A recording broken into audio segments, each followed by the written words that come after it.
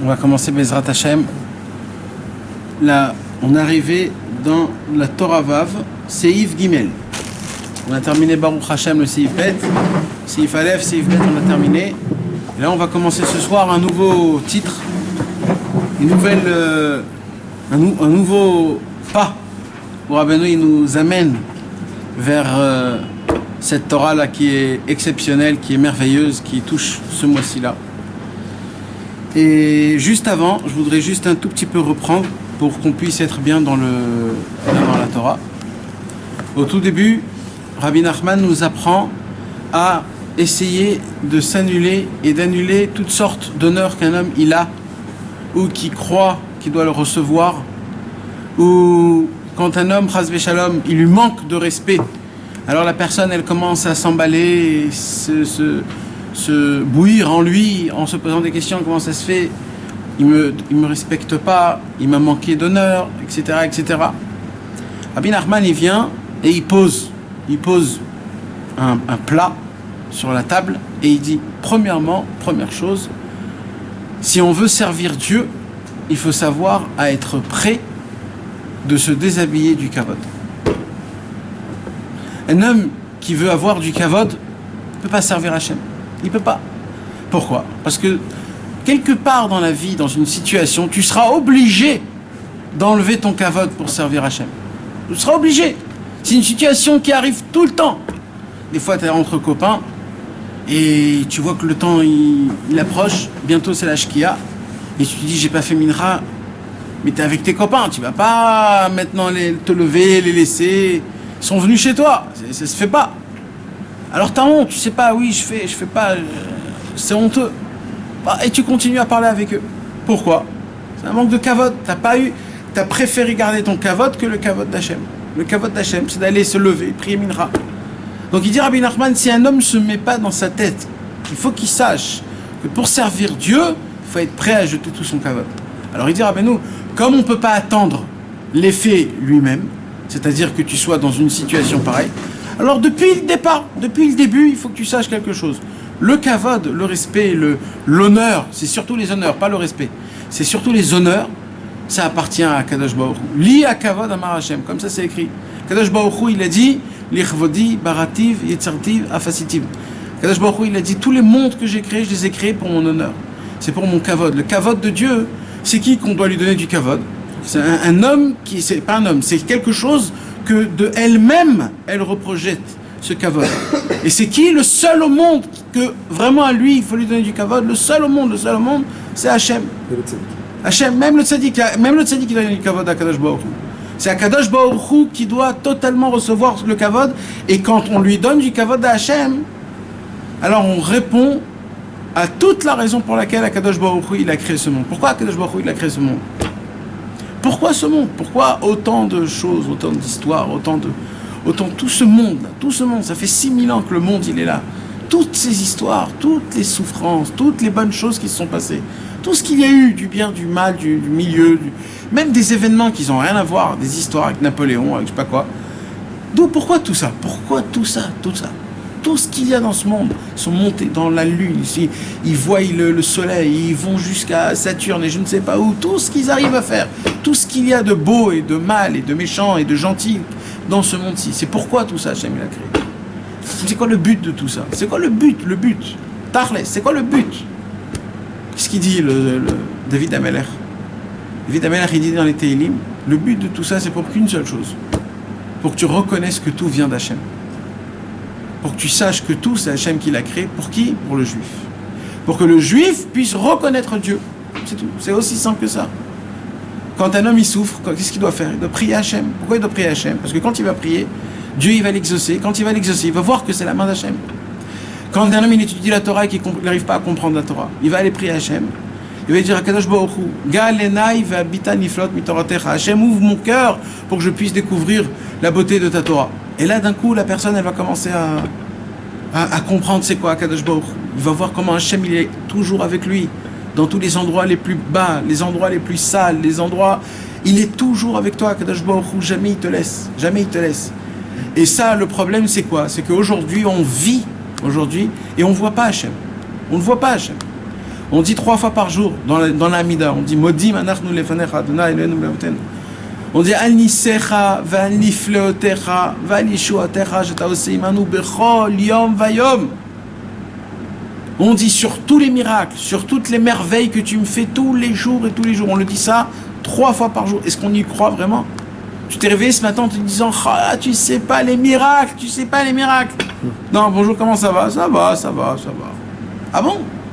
Mais il y a eu des miracles pendant ce temps-là. Kadosh Baruch Hu, il a fait avec toi des miracles. Il a fait des miracles. C'est quoi un miracle, mes amis? Un miracle, c'est de la contre-nature. C'est-à-dire qu'il y a une loi. Dieu, il a créé une loi, c'est la nature. Dieu, il veut que quand tu mets de l'eau dans la terre, ça pousse. C'est comme ça, c'est Hachem qui a voulu.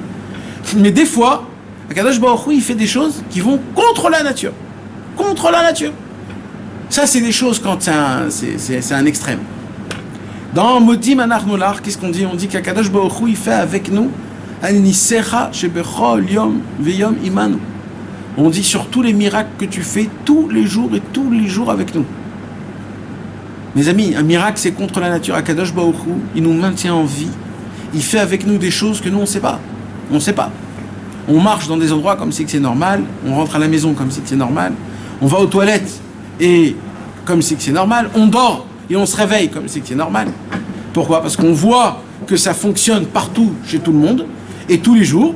Donc on se dit, ça va, c'est la normalité.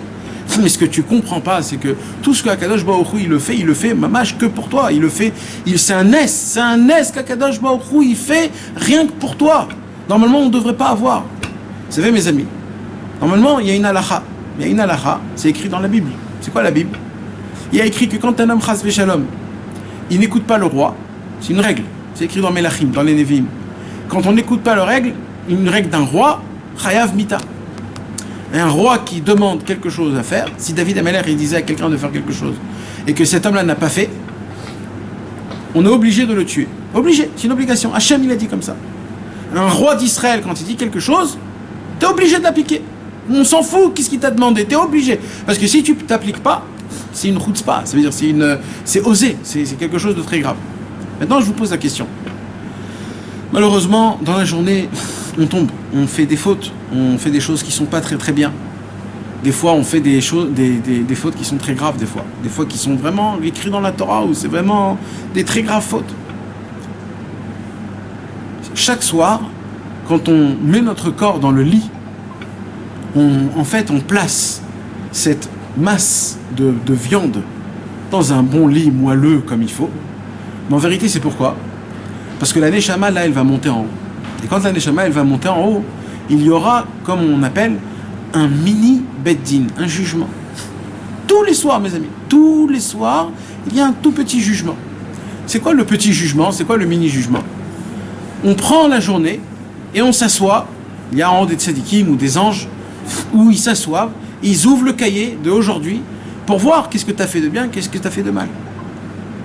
Normalement, si un homme, on trouve juste une mauvaise action, ça s'appelle que tu n'as pas entendu le roi. Et normalement, d'après la halakha, d'après la Mishnah, qu'est-ce qu'il a écrit? Quand tu n'entends pas ce qu'il dit le roi, tu es chayav mita. Donc, qu'est-ce qui se passe à ce moment où déjà on ouvre le cahier et on voit que cette journée, un homme, il a raté de faire quelque chose, il n'a pas fait quelque chose, ou il a fait quelque chose de mal. Alors tout de suite, le psak din, c'est quoi dans le ciel? Le psak din, tout de suite, c'est quoi? Le psak din, c'est chayav mita. Donc apparemment, normalement, quand on va dormir le soir, mes amis, 90% de chance, on ne doit pas se réveiller. 90% de chance. Je parle d'un homme que malheureusement, des fois, il tombe dans des fautes. Qu'est-ce qui se passe quand un homme, il se réveille tous les matins comme si de rien n'était? Makara. Qu'est-ce qui s'est passé dans le ciel pour qu'on puisse me réveiller? En haut, mes amis, ça n'existe pas des... Comme on dit en hébreu, on dit les vater. Les vater, je sais pas comment on dit en français les vater. Passer outre. Passer outre. Il n'y a pas en haut du passer outre. Akadosh Baruch Hu, il ne fait pas du vitour devant une personne. Ça n'existe pas. Il y a écrit Kol Aomer Akadosh Baruch Hu Vatran Yevatru Me'av. Il y a écrit tout celui qui dit qu'Akadosh Baruch Hu, il fait passer. Alors lui aussi, on va le faire passer. Il est scoulé. Comme ça, il y a écrit. Alors qu'est-ce qui s'est passé que ce matin, je me suis réveillé? Vous savez qu'est-ce qu'il dit, Rabbi Nachman? Il dit une parole qui est exceptionnelle.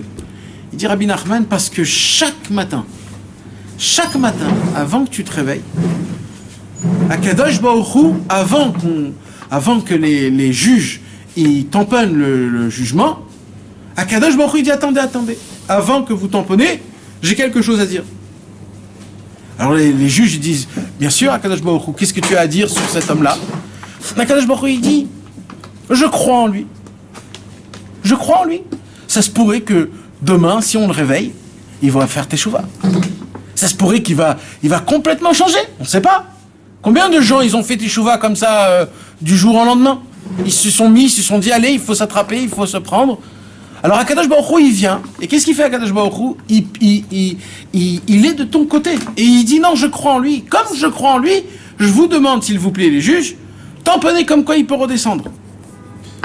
Et chaque matin, quand tu te réveilles, tu avais toutes les chances de ne pas te réveiller. Mais grâce à Akadosh Baruch Hu, il dit non, je crois en lui, peut-être demain, aujourd'hui, c'est le jour. C'est pour cela, c'est quoi les premiers mots qu'on dit quand on se réveille? Modéani. Pourquoi on dit Modéani? Merci Hachem que t'as en ma faveur. T'as plaidé en ma faveur. T'as cru en moi, Akadosh Baruch Hu. Maintenant, je vous pose une autre question, mes amis. Vous savez, on sait, il y a un klal, que la volonté d'Hachem, c'est de l'action. Ça veut dire quoi? Ça veut dire, nous, si on veut quelque chose, il se passe rien. D'accord? J'ai envie de faire quelque chose, il se passe rien. J'ai juste envie. Qu'est-ce qu'il faut qu'il se passe pour que moi, ça avance?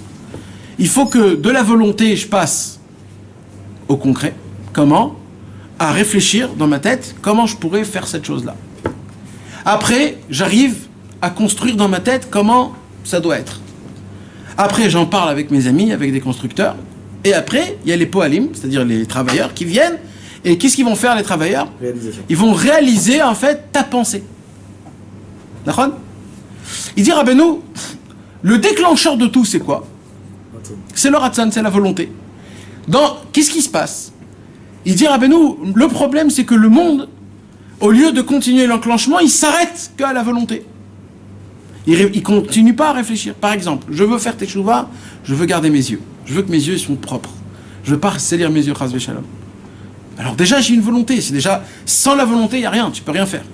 Alors déjà, la volonté. C'est quoi la volonté? C'est de créer déjà l'emplacement dans ta tête de comment essayer pour arriver à faire ça. Après, il y a, je réfléchis.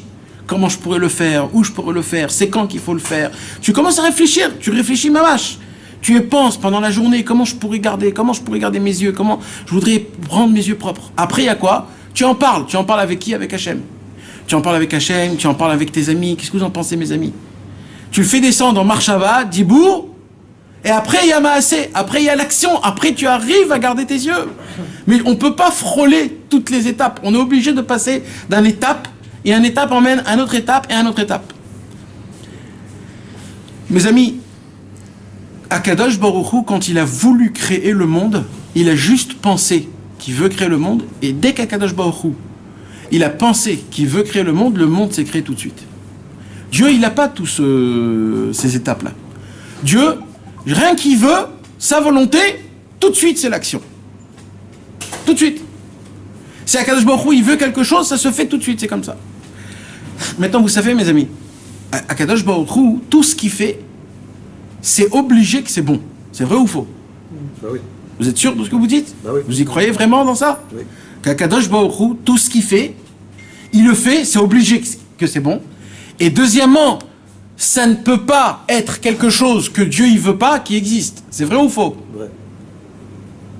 Oui ou non? Ah oui, évidemment. Ça veut dire, ça n'existe pas qu'il y a une situation qu'Akadosh Baruch Hu ne veut pas qu'il y ait cette situation. D'accord? Des fois, il n'y a pas le choix. Dieu, il n'a pas le choix. Ouais. Comment? Par rapport au système qu'il a mis en place. C'est pour ça qu'au tzaddik, il intervient pour parfois... C'est pas dans des situations générales. Ça, c'est dans des situations particulières avec un être ouais, humain. voilà. Ouais, mais dans des situations générales, quand Akadosh Baruch Hu, quand il y a un événement, quand il y a quelque chose, ce qui se passe, c'est qu'Akadosh Baruch Hu, il veut que cette chose se passe. D'accord? Ouais. Donc, on a 3 suppositions. Écoutez bien, mes amis, c'est vraiment très important. Première chose, je répète. Non, quand tu dis il veut, c'est qu'il est d'accord ou c'est qu'il veut donc il crée? Non, il veut, donc il le crée. Ah ouais. Il veut, pas qu'il est d'accord, il n'y a personne. Ouais. Il veut, donc il le crée. Ah ouais. Maintenant, s'il a créé, c'est qu'il a voulu. Et comme Dieu, il est bon, donc tout ce qu'il a fait, c'est bon, c'est obligé. Ça existe qu'Akadosh Baruch Hu, il a créé dans le monde quelque chose qui n'est pas bon. Impossible. Mes amis, vous ne me répondez pas avec votre cœur. Oui, non, c'est sûr que Après, même si c'est réel, on peut croire que non, mais en fait, oui. Alors moi, je vous parle à vous, pas à votre émouna. Moi, je veux rentrer dans votre cœur. C'est réel, parfois non, il y a des trucs. Non, c'est vrai que si tu penses à... Mais tout le travail, c'est pas de me répondre et d'avoir un V dans la réponse. Tout le travail, c'est de répondre comme vous le ressentez dans votre C'est vrai, si vie. tu penses au Rechaim, si tu penses à... Tu penses à tout, mais là, vous pensez à des bonnes choses. Mais si c'est comme ça, j'ai plein de questions, moi. J'ai plein de questions. Par exemple, la Shoah. Ouais, d'accord, la Shoah. C'est parce que c'était proche. Nous, on ne connaît pas ce que la Gemara elle raconte dans la destruction du premier temple, la destruction du deuxième temple, les choses qui se sont passées, le mal qu'il y a dans le monde. Il y a écrit que Akadosh Baruch Hu, il a créé le Yetzer Hara. Le Yetzer Hara, c'est le mal. Donc il y a une présence de quelque chose qui est mauvais. Est-ce qu'on pourrait dire que c'est quelque chose de mal par rapport à Akadosh Baruch Hu? Ça se peut pas qu'Akadosh Baruch Hu, il a créé quelque chose de mal. Ça n'existe pas. Puisque la conclusion, elle est hyper simple. C'est les bases de Halachot de Emouna. C'est quoi les bases de Halachot de Emouna? C'est que Akadosh Baruch Hu, tout ce qui existe, il a fait de sa propre volonté, et tout ce qu'il a fait, c'est obligé que c'est du bon. C'est obligé. Il ne peut pas sortir du mal de Dieu. Il ne peut pas. Akadosh Baruch Hu, il est tov ou métiv. Il est bon et il fait du bien. Akadosh Baruch Hu. Même le pire des rachats dans la racine, il est bon. Alors, non. Des fois, à l'humain, ça paraît mal. Ça paraît. Mais, est-ce que le mal, il existe ou pas? Non. Alors, mais quand même, le mal existe. C'est ça. Il y a quand même des choses qui sont mal. Par rapport à ce que l'humain... Il y a des choses... Alors écoutez bien, mes amis. Tout le mal ou le bien, il est par rapport à quelque chose. C'est tout yachassi. Comment on dit yachassi? Relatif. C'est tout relatif. Le mal et le bien, c'est relatif. C'est toujours relatif à quelque chose. Le mal et le bien, c'est relatif à l'être humain. Parce que dans l'être humain, il y a le mal et le bien. Mais quand tu regardes par rapport à Akadosh Baruch Hu, le mal et le bien n'existent pas. Il n'y a pas de place pour le bien et le mal. Parce que Dieu, il n'y a que du bien partout. Dieu, il ne voit pas le mal, il voit que le bien. Le mal n'a pas d'existence. Il n'existe pas. Le mal n'existe pas. Donc tout ce qu'Akadosh Baruch Hu il fait dans le monde, c'est obligé que c'est bon, et c'est obligé que c'est la volonté de Dieu. Si c'est comme ça, alors je me pose une très grande question. C'est quoi la grande question? Si aujourd'hui, à cet instant-là, tout de suite, maintenant, je vis là, maintenant, tout de suite, je vis. Si je vis, conclusion de quoi? Que Dieu veut que j'existe, et que je suis bien parce que tout ce que Hachem y créait, c'est obligé que c'est le Tov. Donc je suis parfait, puisque je suis la création de Dieu, et si chaque instant je vis, c'est que Dieu veut que chaque instant je vis. Pourquoi il veut que chaque instant je vis? Parce que Akadosh Baruch Hu, il voit en moi chaque instant le bien que moi je fais dans ce monde-ci, même si moi je ne le vois pas. Mais chaque instant, Akadosh Baruch Hu, il croit dans le bien et il dit, Akadosh Baruch Hu, cet investissement que j'ai investi, c'est chez cet homme, j'y crois en lui, il me rapporte beaucoup. En fait, il me rapporte énormément. Vous comprenez ce que je suis en train de vous dire, mes amis? Oui. Imaginez-vous une boîte où il y a un homme, il y a un patron, il y a plein de bureaux, il y a plein de gens qui travaillent. Et il y a un mec là-bas qui vient au bureau et il ne sait pas ce qu'il faut au bureau. Il ne sait pas, il dit mais j'ai aucun rapport avec personne, je ne fais pas le travail qu'il faut, je ne rapporte pas de l'argent au patron, rien du tout, je ne sais pas ce qui se passe. Vous savez mes amis, il y a eu une vraie histoire comme ça, je vous l'ai raconté un jour. Un jour, un homme est venu chez le Chafetz Chaim. Et cet homme-là, le pauvre, c'était un homme qui était aveugle. Et comme c'était un homme qui était aveugle, la communauté lui donnait tous les mois un billet pour qu'il puisse vivre comme il faut. Un jour, cet aveugle, il est parti voir le Chafetz Chaim, et il a dit au Chafetz Chaim, j'ai hyper honte de recevoir de l'argent de la communauté. J'ai hyper honte. Je ne veux pas recevoir d'argent de la communauté. Je voudrais que vous me proposez un travail qui est en fonction de mes capacités. Le Chafetz Chaim, il a réfléchi, il lui a dit, écoute, dimanche, à la première heure, viens le plus tôt possible, avant que la journée commence, avant que le soleil se lève. Ah, il lui dit, merci beaucoup, Chafetz Chaim, merci beaucoup, vous êtes sûr que par rapport à mes capacités, ça va être OK? Il dit, ne t'inquiète pas, il n'y a rien à faire. Viens dimanche avant le lever de la journée. Top.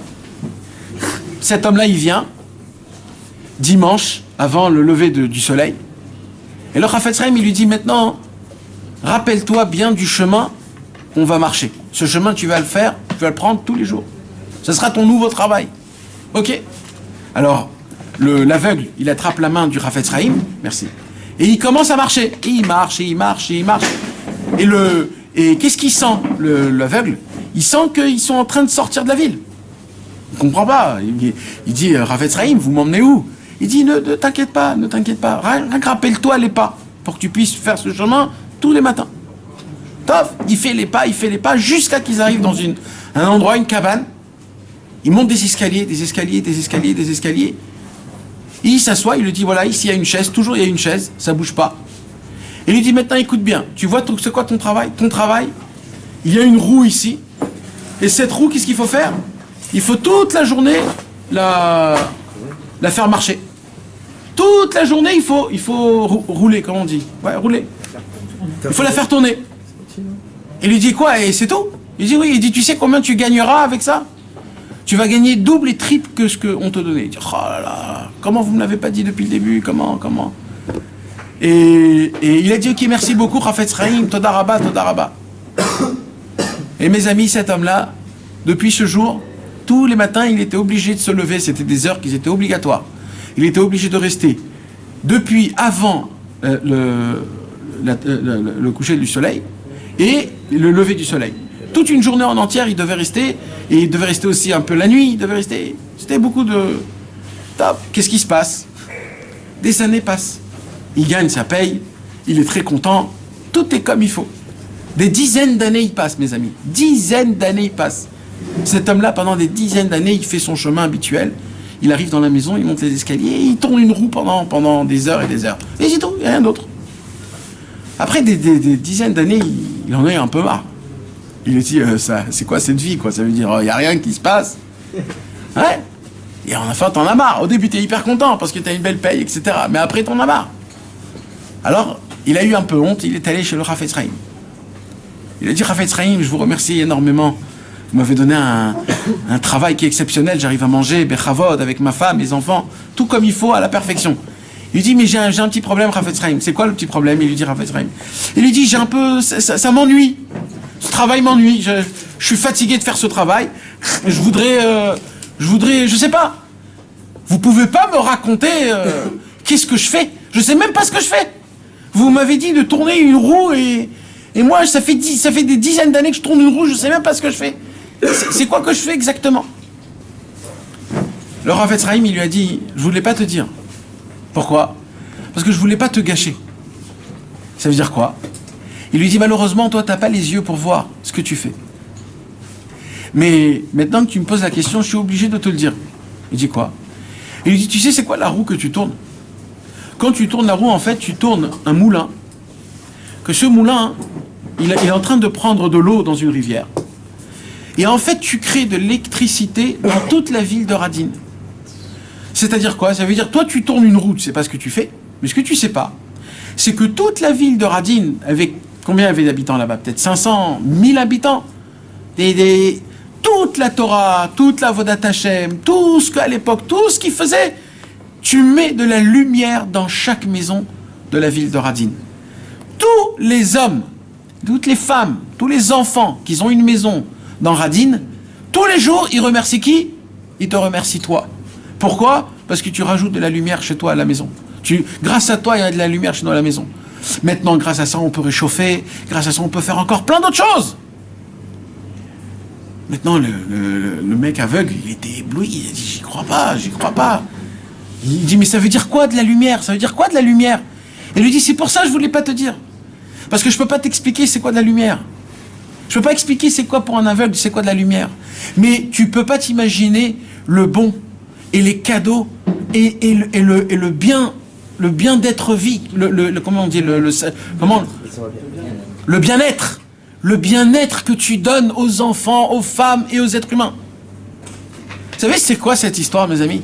Cet homme-là, quand il a entendu ça, il a eu de la force jusqu'à la fin de sa vie. Il a continué à rouler cette roue. Il a dit, tu t'imagines, à chaque fois que je roule une roue, grâce à ça, je fais de la lumière, mais je vais travailler même bénévole, même s'il faut. C'est un cadeau énorme de pouvoir faire, sans savoir, tu fais du bien. Mes amis, cette histoire, c'est pas juste une histoire. Cette histoire, c'est l'histoire de notre vie. Dans notre vie, mes amis, on fait des choses qu'on n'est pas du tout au courant de ce qu'on fait. On fait tourner une roue. Ça veut dire quoi, on fait tourner une roue? Le matin, on se réveille et on nous a dit de mettre de la peau de taureau sur ta main et sur ta tête. Et tu dois tourner des tours. C'est tout. Et toi, tu fais pas attention, tu t'assois et tu commences à faire Odou Lachem, Kirou Vishmo. C'est quoi? On t'a dit de lire un texte. Toi, tu lis un texte. On t'a demandé, tu fais. Il y a un moment où au début on est content. Pourquoi? Parce que on sent que c'est vital, la prière, le Kaddish, Baréchou. Mais il y a un moment où ça commence à devenir de la routine. Ça commence à devenir pas bon. Ça commence à devenir sec. Limite, t'es fatigué. Limite, tu te dis ce soir, je sais pas, les slichot, je suis fatigué, je vais dormir une journée. Ça va, j'ai fait tout. Une journée, je vais dormir. Voilà, Makara. Non.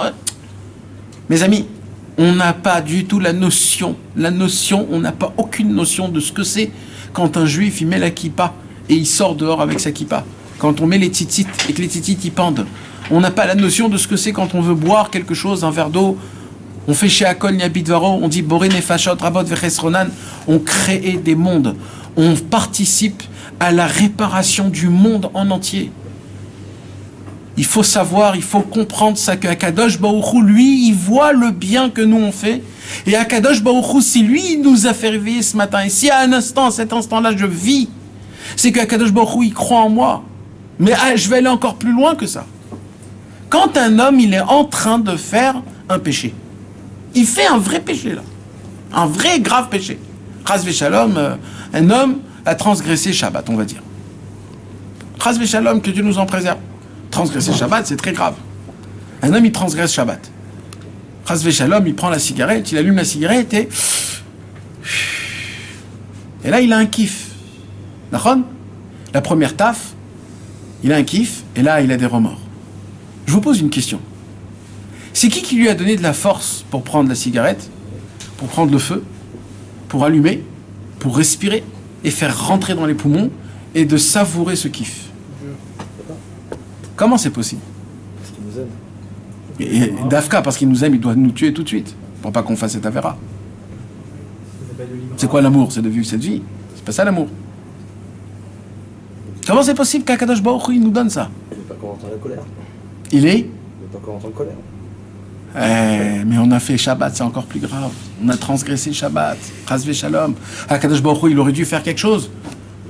Comment Hachem il laisse? Parce que ça c'est Dieu. C'est Dieu, c'est sa force à lui qui rentre en moi. Et Akadosh Baruch Hu, il est là-bas. Et il te donne cette satisfaction. Il te donne, c'est lui qui te donne. Et qu'est-ce qu'on a dit? On a dit que c'est obligé que c'est bon. Et c'est obligé que c'est Dieu, il le veut. Alors comment c'est possible un truc pareil? Le Yetzirah aussi.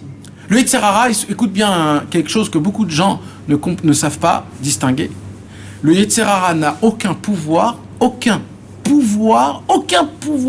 sur l'effet de ce monde. Il a le pouvoir que dans un seul endroit. C'est quoi? Comment tu interprètes les choses. Que ça. La façon d'interpréter les choses, ça c'est le Yetzer Hara. C'est tout. Il peut pas. Pour que le Yetzer Hara puisse prendre une force dans ce monde, il est obligé de recevoir un ishour de Hachem lui-même. D'où on apprend ça? Dans la Gemara Masechet Chagiga. Il y avait un grand tzaddik. Ce grand tzaddik s'appelait Rabbi Matia ben Charash. Rabbi Matia ben Charash, toute sa vie, il a gardé ses yeux. Vous savez qu'est-ce qui se passe quand on garde ses yeux? Quand on regarde après dans la Torah, c'est pas des lettres que tu vois, c'est du feu. C'est du feu qui tremble, qui brûle. C'est ça que tu vois. Malheureusement, comme nous, on a sali nos yeux, alors on se met des couches et des couches et des couches. Après, quand on regarde la Torah, ça nous fait presque plus rien. Mais normalement, dans la Torah, il y a une lumière. Vous savez, c'est comme dans les dessins animés, qu'il y a un livre magique. Quand ils ouvrent le livre magique, il y a une lumière énorme qui éclate. La Torah, c'est comme ça, mes amis. Normalement, il y a écrit Amahor Sheba Marziro la Moutav. Normalement, d'après la Gemara, quand un homme il ouvre un livre, pas il étudie, qu'il ouvre un livre, normalement, il dit la Gemara, rien que de la lumière que le livre il dégage, rien que de la lumière tu fais tes chouvas. Rien que de la lumière, t'as même pas lu, tu sais même pas ce qu'il y a écrit. Rien que t'as ouvert le livre. Maintenant, nous, on voit un livre, rien que tu l'as ouvert, tu dis, oulala, combien de lettres là? Je suis fatigué, je suis très fatigué, merci beaucoup. Comment c'est possible, c'est l'effet inverse? Parce que pourquoi? Parce que malheureusement, on a sali nos yeux. Rabbi Mathia ben Harash, il a gardé ses yeux toute sa vie, il n'a jamais rien vu. Rien. Il n'a pas vu, il n'a rien vu de impur. Rien. Un jour, le Yetzer Hara, il monte dans le ciel chez Hachem et il dit Ribono Shalom, donne-moi la permission de le tenter. Pourquoi la Gemara, elle dit Hachem, donne-moi la permission? Parce que là, il va faire quelque chose de Yetzer Hara qu'il ne fait pas avec le monde. Là, il va faire quelque chose de spécial qui va rentrer dans ce monde. C'est-à-dire, il va avoir une force de pouvoir faire quelque chose. Kadosh Baruch Hu, il lui dit, qu'est-ce que tu veux faire? Il lui dit, Mathia ben Harash, c'est un tzaddik gadol, nachon, Kadosh Baruch Hu? Kadosh Baruch Hu, il dit, bien sûr.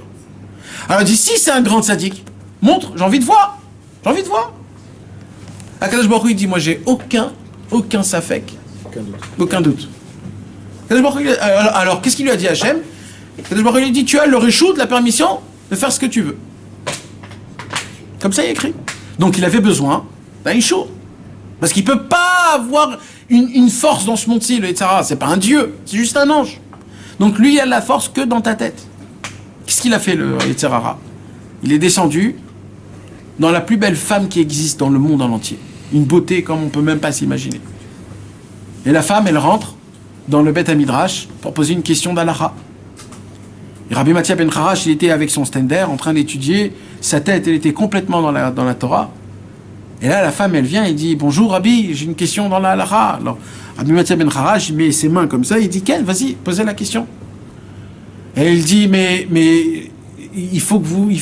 elle essaye de lui dire, regardez-moi, je veux poser une question, quoi. Ça veut dire, sois un mec normal. Pourquoi tu regardes tes yeux? Qu'est-ce que t'as fait? Alors Rabbi Mathia ben Harash, il dit, non, pose ta question, j'ai pas besoin de te voir pour... Alors il dit, mais il faut que je te montre quelque chose. Il faut que je te... Tiens, prends. Et quand Rabbi Mathia ben Harash, il a vu qu'elle va tendre sa main, tout de suite, il s'est mis de l'autre côté. Alors elle est de l'autre côté, et il lui a tendu de l'autre côté. Et lui, il s'est remis de l'autre côté. Quand il a vu ça, il a dit, pourquoi je vais me casser la tête? Il avait juste à côté des cendres, des brochettes, des clous.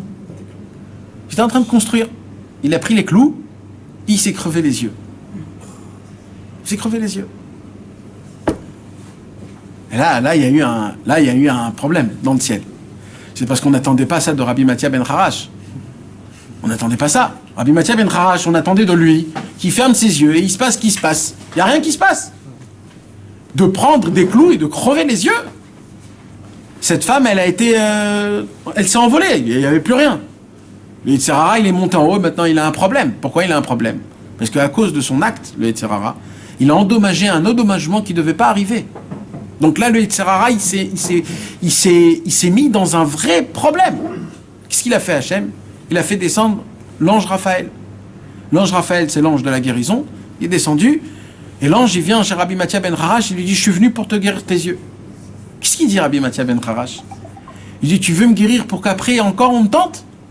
Et encore une fois, on va me tenter? Laisse les yeux crever, j'ai pas besoin. L'ange Raphaël, il remonte dans le ciel, et il dit Ribono Shel Olam. Donc voici la réponse de Rabbi Mathia ben Harash. Alors Kadosh Baruch Hu, il a dit à Raphaël, l'ange Raphaël va lui dire que plus jamais on va le tenter. Quand il est redescendu, il a dit, voilà, Kadosh Baruch Hu, il a dit, plus jamais tu vas être tenté. Il a dit, si c'est comme ça, alors oui, alors tu peux me guérir mes yeux. Et comme ça, il a guéri ses yeux. Qu'est-ce qu'on apprend? On apprend beaucoup de choses de cette histoire. Mais on apprend dans cette histoire que le Yetzer Hara, il n'a pas de la force comme nous on croit. On croit qu'il y a des grandes choses qui se passent. Par exemple, la même histoire avec Iyov. Iyov, c'était la même histoire. C'est qui Iyov? Il était bon, riche, grand, sadique, etc. Et là, le Yetzer Hara, il monte dans le ciel et il dit à Hachem, Hachem, c'est qui Iyov pour toi? Qu'est-ce qu'il dit à Hachem? C'est le tzaddik, il est tam, il est yachar, c'est un droit, il a de la crainte. Il dit, tu me permets de le tester? Encore une fois, pourquoi le Yetzer Hara, il dit à Hachem, tu me permets de le tester? Parce que de base, le Yetzer Hara ne peut pas rentrer dans ce monde, dans les forces de ce monde. Il a aucune force dans ce monde. Il peut pas casser un arbre, il peut pas bouger une table, il peut rien faire, le Yetzer Hara. Il peut rien. Il a aucune force sur rien. Il a une seule force, comment toi t'interprètes les choses. Ça veut dire quoi?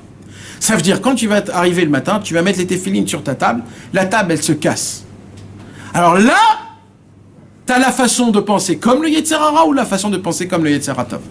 La façon de penser comme le Yetzer Hara, c'est quoi? Il veut que toi, tu interprètes les choses pas bien. Comment? T'as vu ce Yetzer Hara là, il m'a cassé la table, j'ai voulu mettre les téphilines, ça s'est cassé, quel Yetzer Hara, oh là là. Voilà, t'es tombé dans le... Maintenant, c'est quoi la façon du Yetzer Hatov? Combien de pourcentage il y a qu'une table se casse? 1 sur 1 milliard. Et à moi, ça m'est arrivé. Si ça m'est arrivé, puisque Akadosh Baruch Hu, tout ce qu'il fait, c'est sa volonté, et que tout ce qu'il fait, c'est bon, regarde la bonté qu'Akadosh Baruch Hu, il m'a fait à moi, que cette table, elle s'est cassée, d'Afka la mienne, ça a dû m'enlever tellement de problèmes, ça a dû m'enlever tellement de... Baruch Hashem, Toda Rabba Ribono Shel Olam. Ça, c'est la façon de quoi? Où tu restes toujours que Hashem, il est Tov. Mais au moment où tu... Et écoutez mes amis, parce que toute notre vie dépend de ça. Tout à l'heure, vous avez tous répondu comme il faut, mais je ne sais pas si c'est vos cœurs qui ont répondu.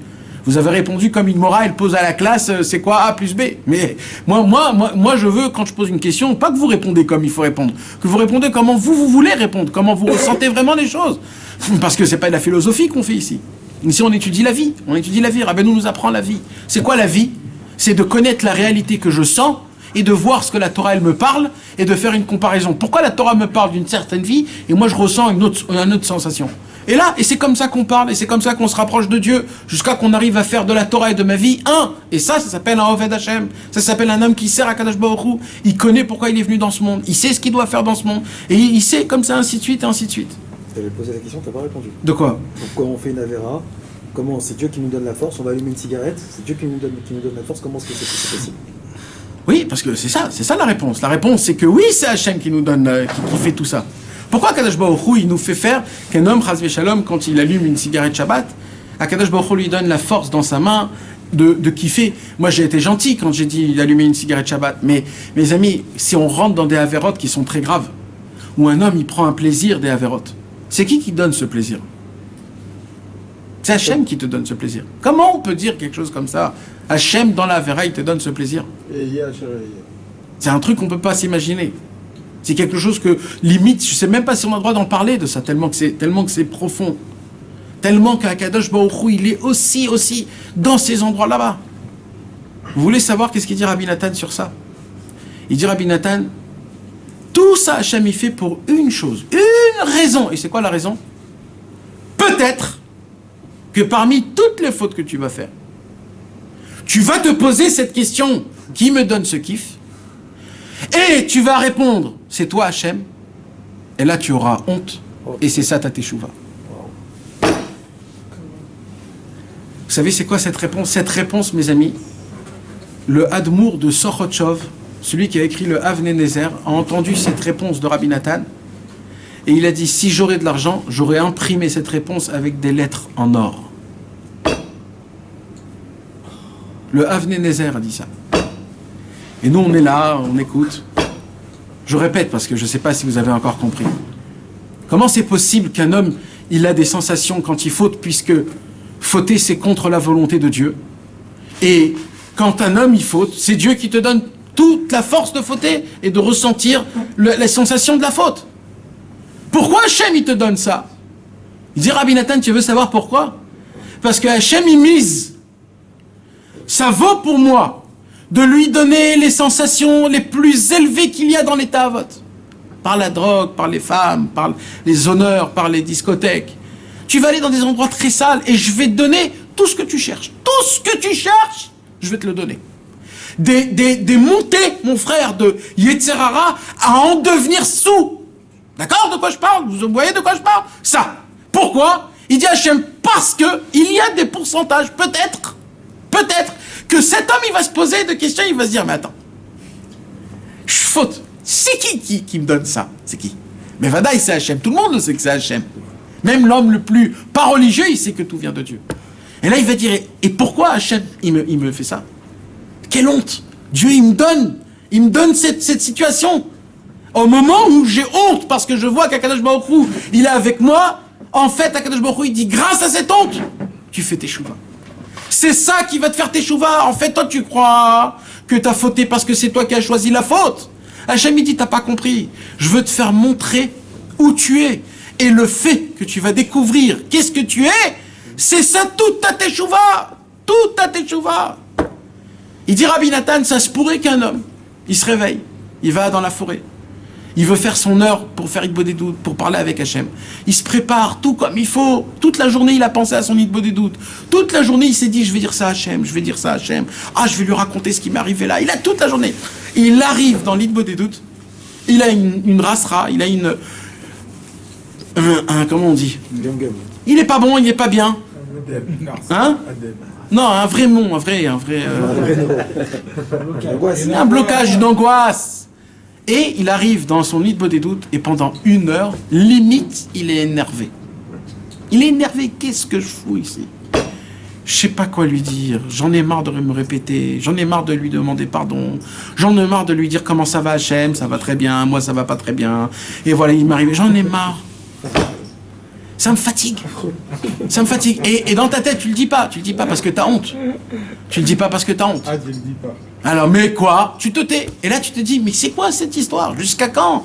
Quoi, c'est quand qu'on va m'ouvrir les portes? C'est quand que je vais voir la lumière? C'est quand que je vais ressentir que je me rapproche de Dieu? C'est quand que je vais ressentir? C'est quand qu'on va m'aider du ciel? C'est quand? Qu'est-ce qu'il dit Rabbi Nathan? Il dit, Rabbi Nathan, Dieu, il veut qu'une seule chose, quoi? Il veut que tu comprennes que si tu peux pas lui parler maintenant, c'est que tu n'es pas apte de le parler. Pourquoi? D'après ce qu'on a étudié. Parce que quand un homme, quand il n'a pas fait encore teshuva, qu'est-ce qui se passe? Il n'a pas d'existence. Comme ça, on a dit. Donc, si tu n'as pas d'existence en tant qu'être humain, tu existes en tant qu'être animal. Et un animal, il sait parler? Non! Alors tais-toi!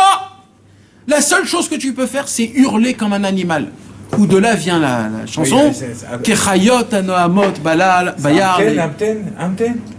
Se taire. Je dois me taire, je dois attendre. Alors il dit quoi? Il dit Rabbi Nathan. Il dit tu dois capter que pourquoi tu n'arrives pas à parler? Parce que tu n'existes pas en tant qu'être humain, mais en tant qu'animal. Et comme un animal, il ne sait pas parler, toi aussi, c'est pour cela que tu ne peux pas parler. Il dit Rabbi Nathan, quand il va capter ça, Dieu, il aura tout de suite une pitié sur cet homme-là. Tout de suite. Comment mon fils, il croit que c'est un animal, et tout de suite, cet homme, il fait teshuva. C'est fini. Et là, il peut parler. Quand tu peux parler, c'est que Baruch Hashem, tu es encore dans ce inyan de être humain. Mais au moment où un homme, il n'a pas fait encore teshuva, il n'existe pas. C'est plus ou moins tout ça, mes amis, ce qu'on a parlé avant, jusqu'à maintenant. Mais là, cette fois-ci, mes amis, on passe dans le guillemets. Et là, mes amis, on va parler d'un nouveau sujet. C'est pas un nouveau sujet, mais c'est un sujet approfondi, un peu plus approfondi que ce qu'on a parlé. On va parler de quoi, mes amis, pendant les 2-3 cours prochains? On va parler de la famille de Teshuva. C'est quoi la Teshuva, mes amis? Qu'est-ce qu'on a dit tout à l'heure, mes amis, dans la Torah Vav?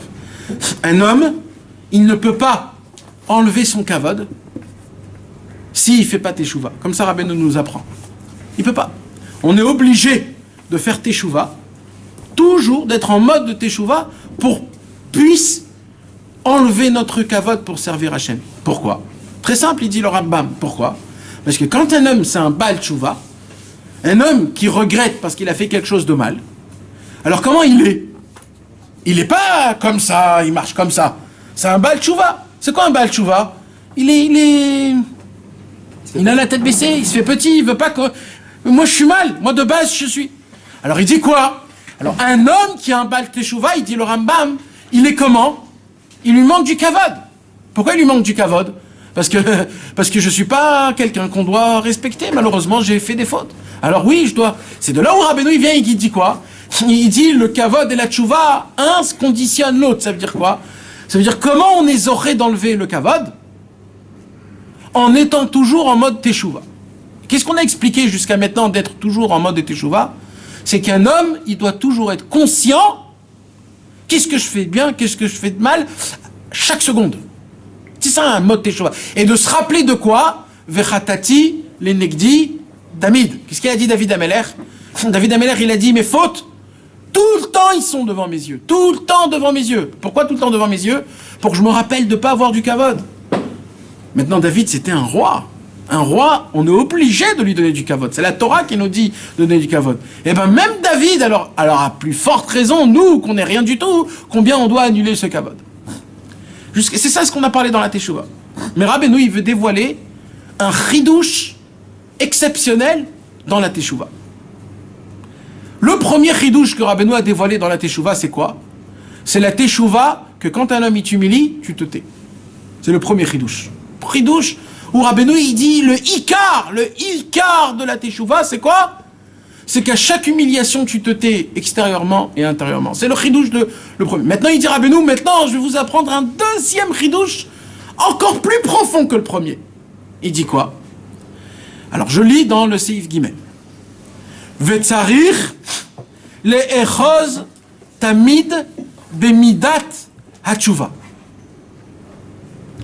Il faudrait, il dit Rabbeinu, de tenir tout le temps la teshuva. Attraper. C'est pas qu'on attrape tout le temps, mes amis. Son argent. Normalement, c'est son argent. C'est quoi? Mais c'est quoi? Pas un objet. C'est quoi que tu attrapes tout le temps? Quoi? Ton kavod. Non, oui, tu attrapes avec la main. Mais c'est quoi? Quelque chose de précieux. Quelque chose que tu veux pas perdre. Quelque chose que, même si c'est pas possible de perdre, mais c'est tellement précieux pour toi que tu préfères le tenir. Pourquoi le tenir dans ta main? Parce que c'est l'endroit protégé. Non, c'est l'endroit là où on le sent. Le michouche. Comment ça s'appelle le michouche? Touché. Le toucher, c'est où? Avec la main. Alors toi, tu veux le sentir. Alors, qu'est-ce que tu fais pour le sentir? Ça suffit pas qu'il est dans ta poche. Tu veux le tenir. Qu'est-ce qu'elle dit la Gemara dans Baba Mitzia? Dans Elou Mitziot, la Gemara, elle dit, un homme, toutes les 5 minutes, il touche sa poche pour voir si son argent est là. Pourquoi? Parce que c'est important, son argent. Donc tous les 5 minutes, il fait comme ça. D'accord? Il dit, Rabbi Nachman, j'ai quelque chose d'autre à vous Suggéré. à vous proposer de tenir dans votre main. Ouais, teshuva. Mais c'est-à-dire quoi à vous tenir de votre main? Ça veut dire que tu l'attrapes tout le temps. Tu le sens, le michouche. Tu le sens tout le temps. C'est-à-dire quoi tu le sens? Tu le sens. Tu connais la matière. Tu n'as même pas besoin de tes yeux pour voir. Est-ce que c'est de l'argent?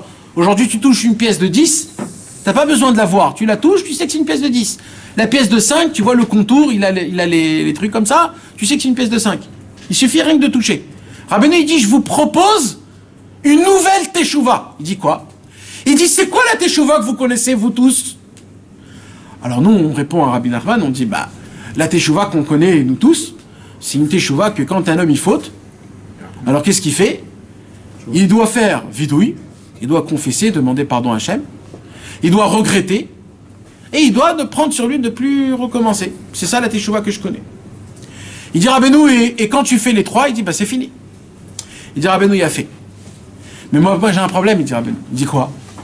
Vous arrivez vraiment à confesser, regretter et ne plus recevoir dans le futur? Vous arrivez ou vous n'arrivez pas? Un homme, il tombe en colère, Chas v'Shalom. Il tombe en colère. Chas v'Shalom, un homme qui tombe en colère, le Harizal, il dit, sa neshama, qu'est-ce qu'elle fait? Elle sort du corps et elle part pour ne plus revenir.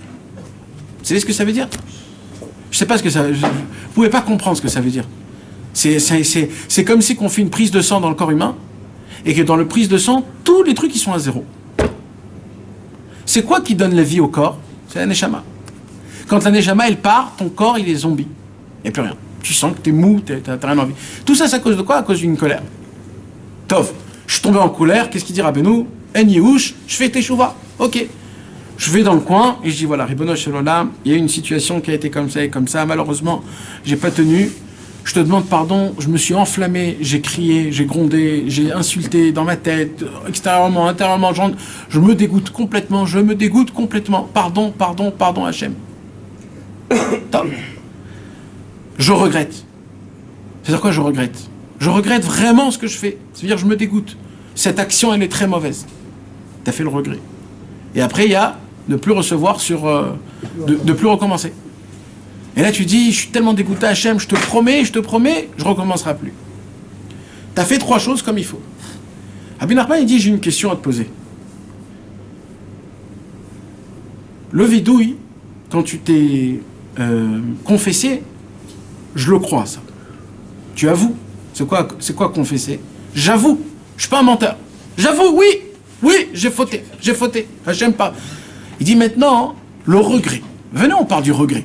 Et là, ce que je vous dis, mes amis, c'est écrit dans Sha'ar et Teshuvah de Rabbeinu Yonah. Dans Sha'ar et Teshuvah de Rabbeinu Yonah, il explique c'est quoi les conditions de faire Teshuvah. Et là-bas, il parle de la condition du regret. Et il dit, c'est quoi le regret? Alors imaginez-vous, il y a un monsieur qui se prépare un café, et il s'est trompé, au lieu de mettre une cuillère de sucre, il a mis 3 cuillères de sucre. Il fait chez Akol, il boit, et oh là là, j'ai trop mis de sucre. Il regrette qu'il a mis 3 cuillères de sucre? Bien sûr qu'il regrette. Pourquoi? Parce qu'il est habitué de boire avec une cuillère de sucre. Mais qu'est-ce qu'il va faire avec son café? Il va le boire. Il va le boire, parce que ça va. C'est pas comme si que j'ai mis du sel. J'ai mis 2 cuillères en plus. Alors il regrette qu'il a mis 2 cuillères en plus, mais l'okarakloum, il s'est rien passé. Il continue à boire son café. Rabbeinu Yonah, il dit, quand vous regrettez votre faute, c'est comme si que vous mettez 2 cuillères de sucre en plus. C'est de cette même manière que vous regrettez. Ça veut dire quoi? Ça veut dire que quand je regrette, Akadosh Baruch Hu, c'est juste un regret, ouais, je regrette. Voilà, ça s'arrête là. Ou c'est un regret que ça devient un dégoût, ou c'est dégoûtant. Ça veut dire que normalement, quand je fais une faute, je ne devrais pas avoir la sensation que j'ai rajouté 2 cuillères de sucre en plus de mon café. Je devrais avoir la sensation qu'au lieu que j'ai mis du café, j'ai mis de la neufa. J'ai mis du tabac pour, vous savez, le tabac qu'on respire. Au lieu de mettre du café, j'ai mis du tabac. Là, quand je le bois, mon frère, je peux te dire que je regrette. Et là, je le bois pas. Ça s'appelle un regret. Je dégoûte, j'ai envie de dégueuler. Il dira, ben nous, normalement, quand un homme il fait une faute, il doit dégueuler. Il doit se dégoûter de ce qu'il fait. Ça doit le dégoûter, il doit vomir. Il peut pas supporter. C'est quoi cette faute? Ça m'appartient pas. Il dira, ben nous, Rabbeinu Yonah, dans Sha'ar et Teshuvah, qu'est-ce qu'il dit? Il dit, il faut que le regret, il soit d'une manière que tu te dégoûtes de la faute. Moi, quand je lis ça, je dis, ouh là là, je suis hyper loin. J'ai jamais fait teshuvah, en fait. J'ai jamais fait teshuvah.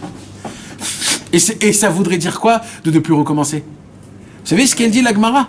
La Gemara, elle dit, il faut que tu sois tellement sûr de toi que tu recommenceras plus, que même si Hachem, il descend et il te dit, maintenant, je te permets, tu le fais pas. Alors, où on est, là, les gars? Où on est? Mais là, jusqu'à maintenant, on nous a appris que c'était pas comme ça, c'était facile. Alors, Rabbi Nachman, il nous dévoile son secret exceptionnel de la Teshuvah. Et Rabbi Nachman, il dit, je comprends pas. Vous êtes tous des businessmen. Comment vous réfléchissez pas?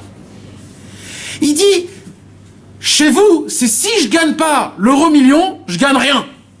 Ou tout ou rien. Pourquoi? Il dit, Rabbeinu, si tu peux faire 1% de la Teshuvah, pourquoi tu le fais pas? Fais-le! Ah non, je veux que ça soit la Teshuvah à 100%, sinon, ça compte pas. Vous savez, mes amis, ce que je dis là, il y a beaucoup de gens qui sont pas pour. Il y a beaucoup de gens qui veulent pas le recevoir, ça. Si vous allez rentrer dans des yeshivot ou dans des... Il y a des grands rochers shiva qui vont te dire, la Teshuvah, c'est ou tout ou rien. Mais hein. Et ils vont te le prouver dans la Torah. C'est ou tout... ça n'existe pas d'appliquer une moitié de mitzvah. D'après la Torah, tu peux pas appliquer une moitié de mitzvah. C'est ou tout ou rien. Il n'y a pas. Rabbeinu, il est mechadesh, un chidouche qui est énorme. Quoi? Il dit, moi je suis pas contre ce qu'ils disent. Moi aussi je dis qu'il n'y a pas de moitié de mitzvot. Alors s'il n'y a pas de moitié de mitzvot, on peut pas faire à moitié teshuvah. Il dit Rabbeinu, nachon. Mais moi, j'ai un chidouche exceptionnel. C'est quoi le chidouche? Il dit Rabbeinu. Il dit, puisqu'on a dit que quand un homme, quand il a fauté, il n'a pas d'existence, de base, cet homme, il n'existe pas. Et dans son existence, qu'il existe, il doit faire teshuvah à son niveau. Et c'est quoi son niveau? C'est 1%. Parce que moi, j'ai pas le niveau de faire teshuvah parfaitement. Donc, pour moi, la teshuvah que je fais, c'est 100%. Donc, encore une fois, qu'est-ce qu'il dit Rabbeinu? Tout est relatif. La teshuvah à moi, c'est pas ta teshuvah à toi. Donc, si je peux pas faire les 3 conditions, confession, regret et de ne plus recommencer, si je peux pas faire les trois, je peux pas faire teshuva, il dira, ben non, tu peux faire teshuva. Comment? T'as un des trois. Tu avoues au moins de ce que t'as fait. Même t'as pas de regret. Et même tu sais que demain tu vas retomber. Tu le sais. Tu veux pas. Mais une chose tu peux, avouer la faute, tu peux te rabaisser et dire Hachem, j'avoue, parce que mes amis, vous savez, on a parlé de ça énormément, mais il y a écrit que la chose la plus grave dans la faute, c'est quoi? La plus grave. Quand un homme n'avoue pas qu'il a fauté. Quand un homme il dit non, c'est à cause de lui, non, c'est à cause de elle, non, c'est lui qui m'a... Ça, c'est le plus grave. C'est pour ça la première chose, vidouille, tout de suite. Ratati aviti pacheti Hachem, j'ai fait ça, j'ai regardé ça et j'ai eu des pensées comme ça. Première chose, vidouille.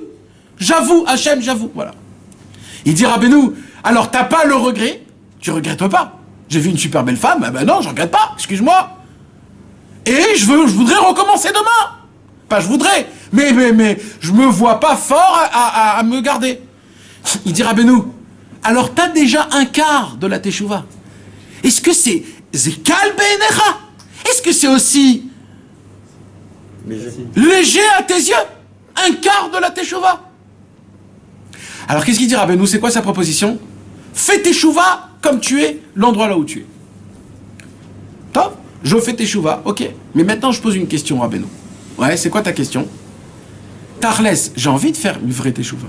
Alors quoi, c'est fini? Rabbeinu il dit, maintenant on va apprendre quoi? La teshuva sur la teshuva. De faire teshuva sur la teshuva. Il y a des gens qui croient que de faire teshuva c'est qu'une seule fois. Ah, moi j'ai fait teshuva il y a 15 ans déjà. Ça fait 15 ans. Oh, le pauvre, ça fait que 15 ans. Et depuis, il n'a pas fait teshuva. Le pauvre. Qu'est-ce qu'il a dit Rabbi Shimon Bar Yochai? Il lui dit, aujourd'hui j'ai fait teshuva. Comme ça, il a dit dans le Zohar HaKadosh. Avant de dévoiler la Hydra Rabba, Rabbi Shimon Bar Yochai, il a dit, aujourd'hui j'ai fait teshuva. Un vrai homme, c'est un Baal Teshuva toute sa vie.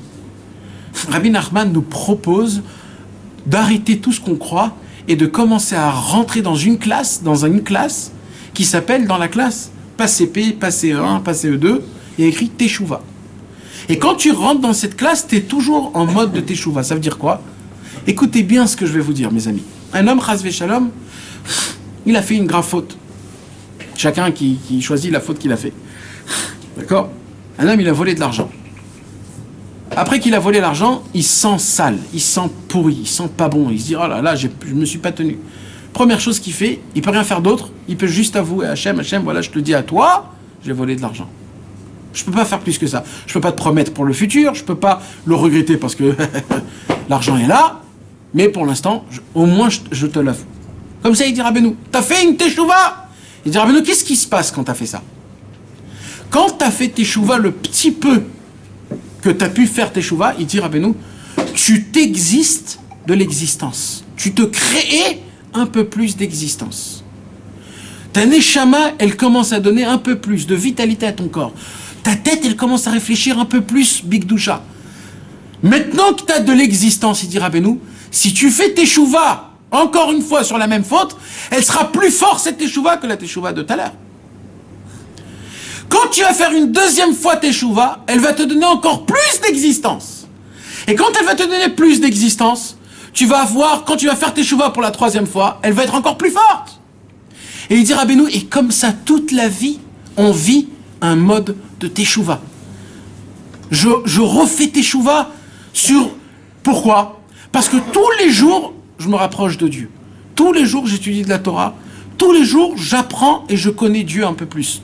Donc aujourd'hui, quand je vais faire ma teshuva, mes amis, elle va être beaucoup plus forte que celle de hier. Parce que entre hier et aujourd'hui, il y a eu Shacharit Mincha Arvit, il y a eu des brachot, il y a eu Limouda Torah, il y a eu des mitzvot. Donc, je me suis fait rentrer en moi beaucoup de lumière, beaucoup d'existence.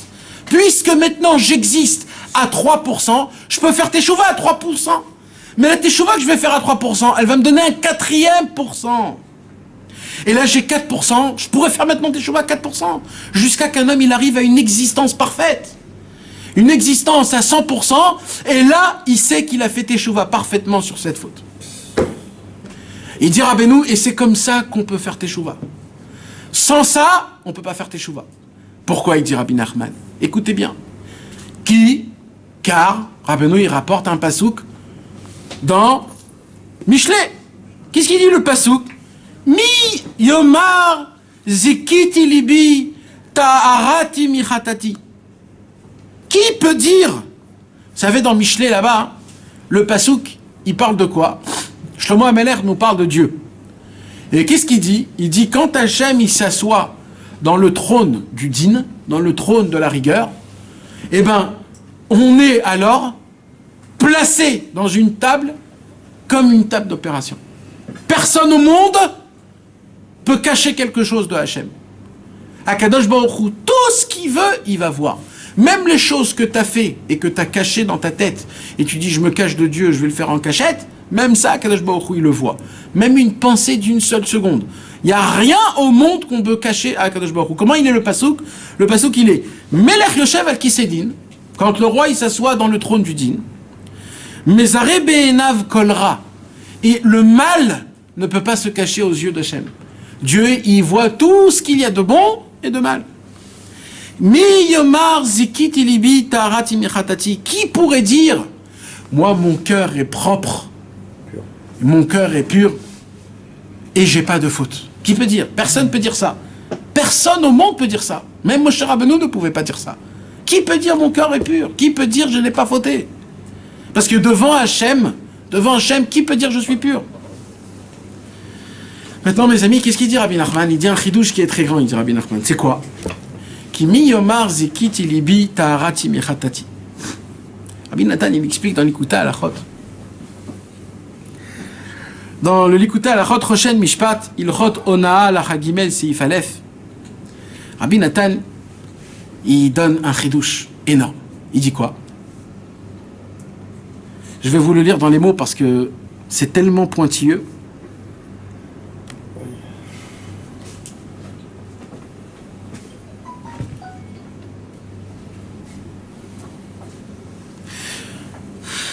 Vous voulez savoir pourquoi on faute, il dit Rabbi Nathan?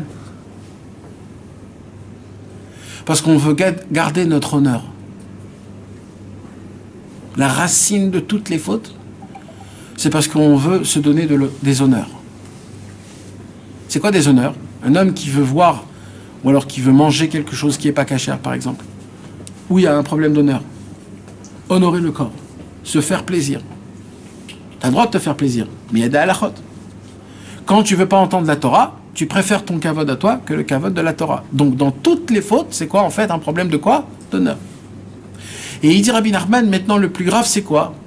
C'est que quand tu fais chatati aviti pachati, quand tu donnes pardon à Hachem, il dit Rabbeinu, la quantité d'honneur que tu as en toi, elle va t'empêcher à faire teshuva, à faire chatati aviti pachati. Pourquoi? Parce que tu veux encore goûter ces sensations, tu veux encore faire ces mauvaises choses. À cause de quoi? À cause de ton kavod, encore une fois. Donc il dit Rabbeinu, en fait, c'est quoi qui t'empêche à faire teshuva? Il dit Rabbeinu, c'est ton kavod.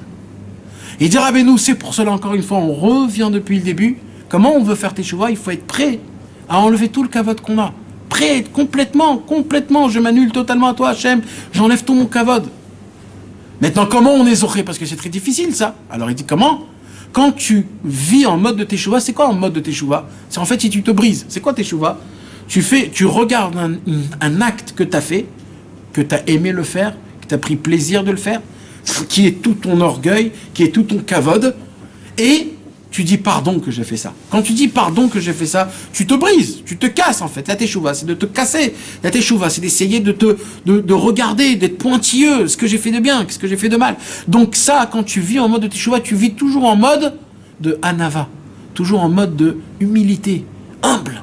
Tu es obligé de te rabaisser, tu es obligé de marcher avec la tête débaissée. Tu ne peux pas t'orgueiller, tu ne peux pas vivre d'une manière que tu crois que tu pourrais avancer. Ça, c'est un point. C'est pour cela, il dit Rabbi Nathan, la racine de tout, c'est dans le kavod. Pour qu'on puisse, c'est pour cela que ça ne suffit pas de faire teshuva une fois. Il faut faire teshuva 2 fois. Teshuva sur la teshuva. Alors il dit Rabbi Nachman, maintenant on va lire, on va expliquer. Au moment où un homme il dit pardon à Hachem, Afilouze, Yefchar Lomar Bebar Levav Blipnia. Même quand tu dis Chatiati Aviti Pachati, pardon Hachem, j'ai fauté, j'ai fait ça et ça et ça et ça, il dit Rabbeinu, ça ne se peut pas qu'un homme il le dit 100% sincèrement. Ça se peut pas. Ça se peut pas. Pourquoi ça se peut pas? Parce qu'il a en lui encore le mauvais sang qui est sale. Il a encore en lui le kavod qui l'embête à faire teshuva. Donc la teshuva qui dit à Hachem, c'est quoi? C'est une teshuva qui a 3%, 4%, pas plus que ça. Normalement, un homme il doit faire teshuva 100%. Mais moi je peux pas. Il dit, un homme il peut pas. Vezeu, et c'est ça l'explication. Mi yomar zekiti libi tarati mechatati. Qui peut dire, moi je suis propre et pur de faute? Alors là il explique Rabbeinu, Aïnou, c'est-à-dire mi yuchali lomar shelibo zar vetaor. Qui peut dire que son cœur est propre et pur, mi pniot, de tout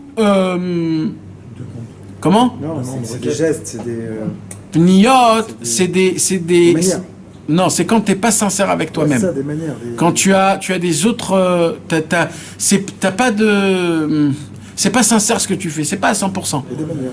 Des manières, alors des manières. Hypocrite. Hein? Hypocrite. Non. C'est pas exactement hypocrite. Il veut lui bien faire, mais comme son copain le regarde, alors il va faire un peu mieux. Parce que mon copain il me regarde, alors je vais prier mieux. Alors tu pries un petit peu pour ton copain, mais aussi pour Hachem. C'est pas totalement pour Hachem, pour ton copain. Maintenant, qu'est-ce qu'il dit Rabbeinu? Intérêt, sans intérêt, tu peux dire. Sans intérêt. Maintenant, qui peut dire quand je fais Ratati Aviti Pachati, j'ai aucun intérêt? Qui? Personne. On est mal barré alors. Alors, Rabbeinu il dit c'est pour cela qu'on est obligé de faire teshuva sur la teshuva. Trois personnes peuvent dire Ratati Aviti Pachati sans prier. Parce que c'est très logique ce qu'on vient d'expliquer, encore une fois. Quand un homme il faute, il perd de son existence. Dès que tu perds de ton existence, dans les pourcentages où tu as perdu d'existence, tu peux pas faire teshuva. Parce que tu n'existes pas. Donc tu peux faire teshuva où? Là où tu existes. Mais comme tu as fait une avera, donc il y a beaucoup de pourcentages où tu n'existes pas. Donc il dit Rabbeinu totalement, automatiquement, quand tu vas faire teshuva, tu vas faire teshuva que là où tu existes, pas là où tu n'existes pas. Et donc il y a les pniotes, là où tu n'existes pas, c'est les pniotes. Ouais. Alors il dit Rabbeinu, quand tu vas faire teshuva, tu vas exister un peu plus. Et là tu vas exister un peu plus, il faudra que tu fasses une teshuva, une deuxième teshuva. C'est-à-dire quoi une deuxième teshuva? C'est pas maintenant de s'amuser à dire Ratati Aviti Pachati, Ratati Aviti Pachati. C'est pas ça mes amis. C'est de vivre en mode de teshuva. Comme par exemple maintenant là. C'est le mois de Elul. Qu'est-ce qui se passe le mois de Elul? On se réveille un peu plus tôt, on fait les slichot, on lit des teilim. On a un petit peu peur de faire des fautes parce que il y a Rosh Hashanah, il y a Kippour. Alors on se prépare, on dit Hachem, voilà, c'est le dernier mois, je t'en supplie, pardonne-moi. J'ai peur que je veux être inscrit dans le bon livre, etc., etc. Alors on a peur. Ça s'appelle de vivre en mode teshuva. C'est-à-dire, t'es pas obligé toujours de dire pardon, mais c'est de toujours te rappeler, moi, je suis encore dans la teshuva. Moi, je suis pas encore sorti, je suis encore dans la teshuva. C'est ça, de vivre, je suis encore dans la teshuva. Si quelqu'un il vient, il dit, ouais, toi, ça fait 15 ans que tu vas, Jaoum m'a dit, oh là là, mon frère, tu sais pas, mon frère, je suis encore en plein milieu de mon chemin, j'ai même pas fait encore teshuva. Comme ça, tu dois lui répondre. Quand un homme, il va répondre comme ça, d'un coup, il va se rabaisser. Et là, il va avoir une humiliation, il va se taire. Il a fait teshuva, c'est une vraie teshuva, ça. On ne doit pas se vanter, moi j'ai étudié, moi j'ai terminé le chasse, moi j'ai terminé ça. Non, moi je suis un bal tchouva, moi j'apprends les bases. Ça fait 20 ans que j'apprends les bases. Ça est malasot. Je redouble tout le temps le CP. Qu'est-ce que tu veux que je fasse? Je suis un âne battu. Alors oui, en malasot. C'est comme ça qu'il faut répondre, mes amis. Ça, c'est comme ça. Parce que c'est comme ça de vivre en mode teshuva sur teshuva.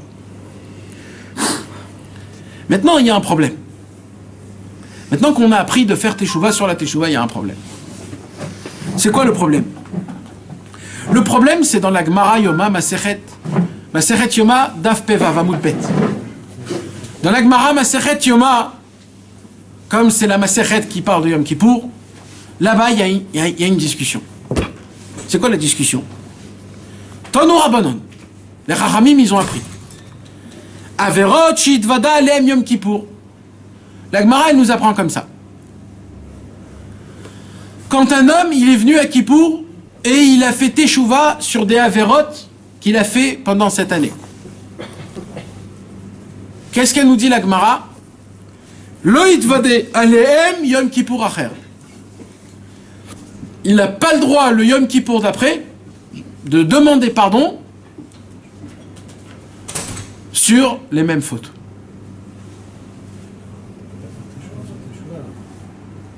Alors apparemment, on ne peut pas faire teshuva sur la teshuva. Je répète. Dans la Gemara Masechet Yoma, il y a écrit un homme, quand il demande pardon sur une faute qu'il a fait cette année, et que pendant l'année d'après, il n'a pas fait cette faute, et qu'il redemande pardon parce qu'il avait fait l'année d'avant, interdiction. Pourquoi la Gemara dit pourquoi? Oui, t'as vu ça, c'est pas mal. Non, la Gemara Masechet Yoma, il n'y a pas encore de chasse ici malheureusement. Non, non, je cherchais. Alors dans la Gemara Masechet Yoma, on a un problème, parce que d'après cette Gemara, ça contredit ce que Rabbeinu il dit. Qu'est-ce qu'il dit Rabbeinu? Il faut faire teshuva sur la teshuva. Il y en a une en bas si tu veux. Hein? Non, on en aura. Pour la prochaine fois. Alors écoutez mes amis, la Gemara elle dit pourquoi, d'où les Rabbanan ils apprennent ça? Les Rabbanan ils disent il y a un pasouk. Qu'est-ce qu'il y a écrit? Il y a écrit un pasouk qui est Kelev Sheshav al Kio Ksil Shone Beivalto. C'est vrai. Il dit, vous voulez savoir à quoi ressemble un imbécile qui répète ses fautes? Ksil Shone Beivalto. Un imbécile qui répète ses fautes. À qui il ressemble? À un chien qui mange son vomi. Vous savez, le chien, c'est le seul animal que quand il vomit quelque chose, il peut remanger son vomi. Il mange son vomi. Le chien, il se dégoûte pas de son vomi. Il mange son vomi. Alors, Shlomo Melech il dit, comme le chien qu'il aime son vomi, il se dégoûte pas de son vomi, comme ça ressemble à un homme qui fait teshuva 2 fois sur la même faute. Ah, c'est un chidouche. Alors ça contredit tout ce qu'on vient d'étudier. Dans la Gemara, Rabbi Eliezer ben Yaakov, il entend la dracha des Chachamim et il frappe sur la table. Il se lève et il dit Mechila. Mais c'est faux, c'est mal interprété. Les Chachamim ils disent ah bon? Pourquoi toi t'as entendu une autre dracha? Il lui dit oui, moi j'ai entendu une autre dracha. Il lui dit quoi? Il dit Kol Sheken, Meshubachu. Non, à plus forte raison. À plus forte raison, un homme qui demande pardon encore et encore et encore et encore, cet homme-là, il est Meshubach. Il est loué. Pourquoi? D'où j'apprends ça? Il dit Rabbi Eliezer ben Yaakov, de David Ameler. Ah bon, qu'est-ce qu'il y a écrit sur David Ameler? Il y a écrit Vechatati, Lenegdi, Tamid. Ma faute est toujours devant mes yeux. Ça voudrait dire quoi? C'est-à-dire que David Ameler, quand il a fauté avec Bathsheba, toute sa vie s'est rappelé de ça. Ah bon? Mais on a appris dans la Gemara que ça ressemble à un chien qui mange son vomi.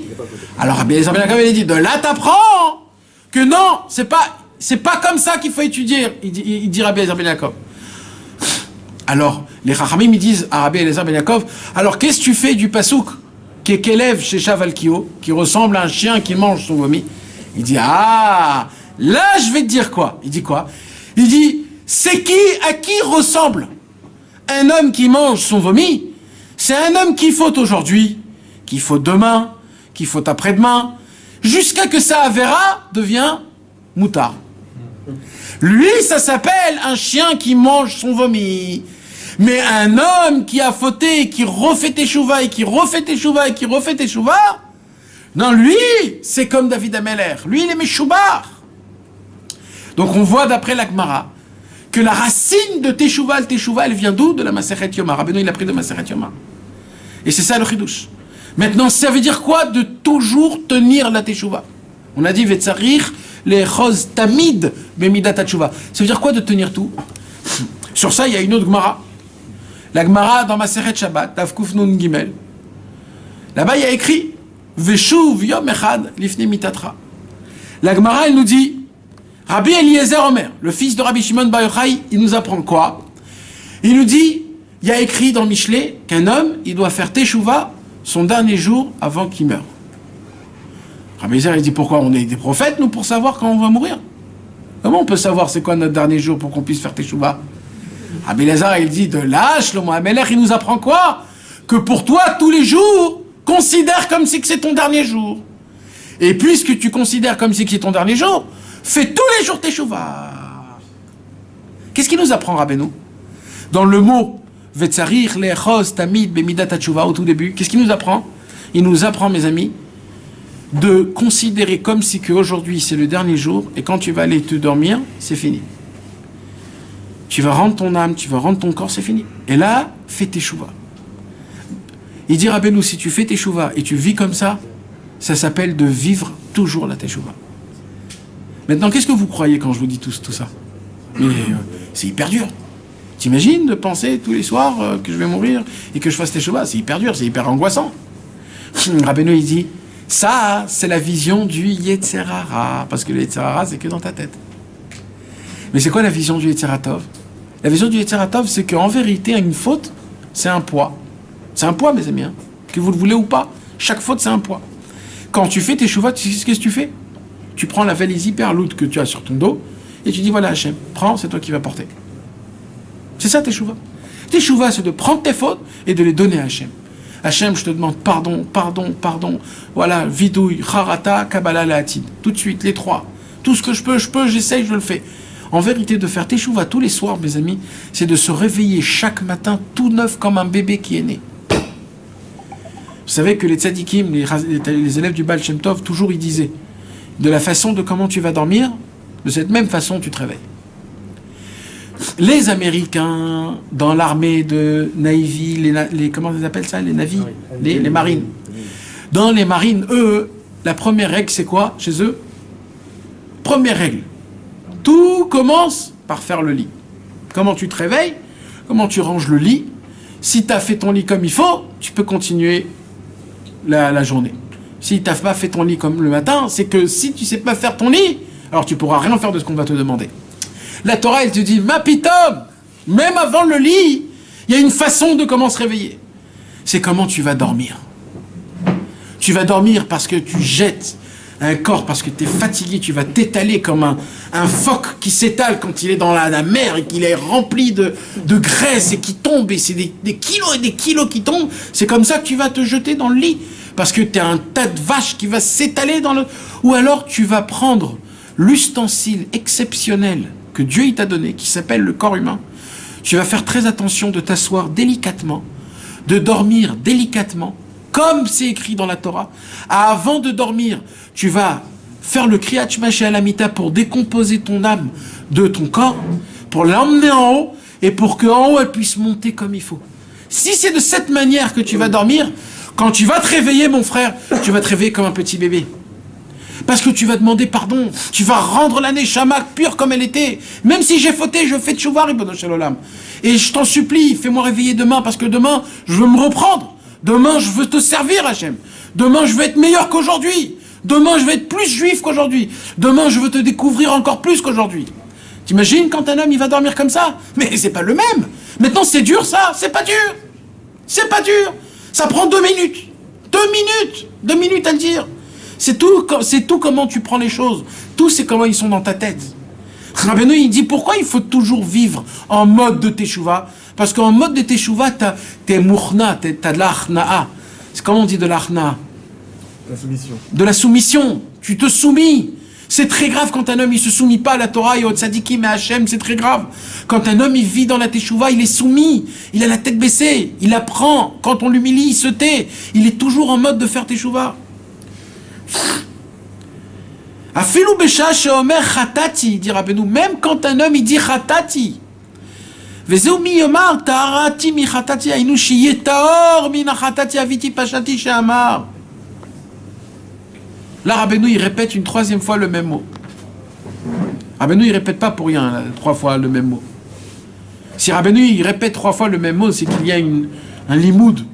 C'est quoi le limoud qu'on doit apprendre là? Dans le mot Ainu shiye taor minachatati aviti pashati. D'après ce que Rabbeinu il nous dévoile, là c'est quelque chose de très grave, mes amis. C'est qu'il y a une possibilité de faire teshuva et de tomber dans l'impureté. Parce que là, Rabbeinu, qu'est-ce qu'il nous dit? Il nous dit, ça veut dire que tu dois te purifier de ton chatati aviti pashati.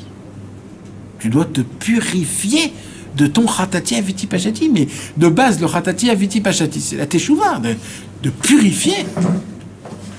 Eh ben, pour ça, mes amis, il y a un chidouche qui est énorme que je voudrais vous faire part de ce chidouche.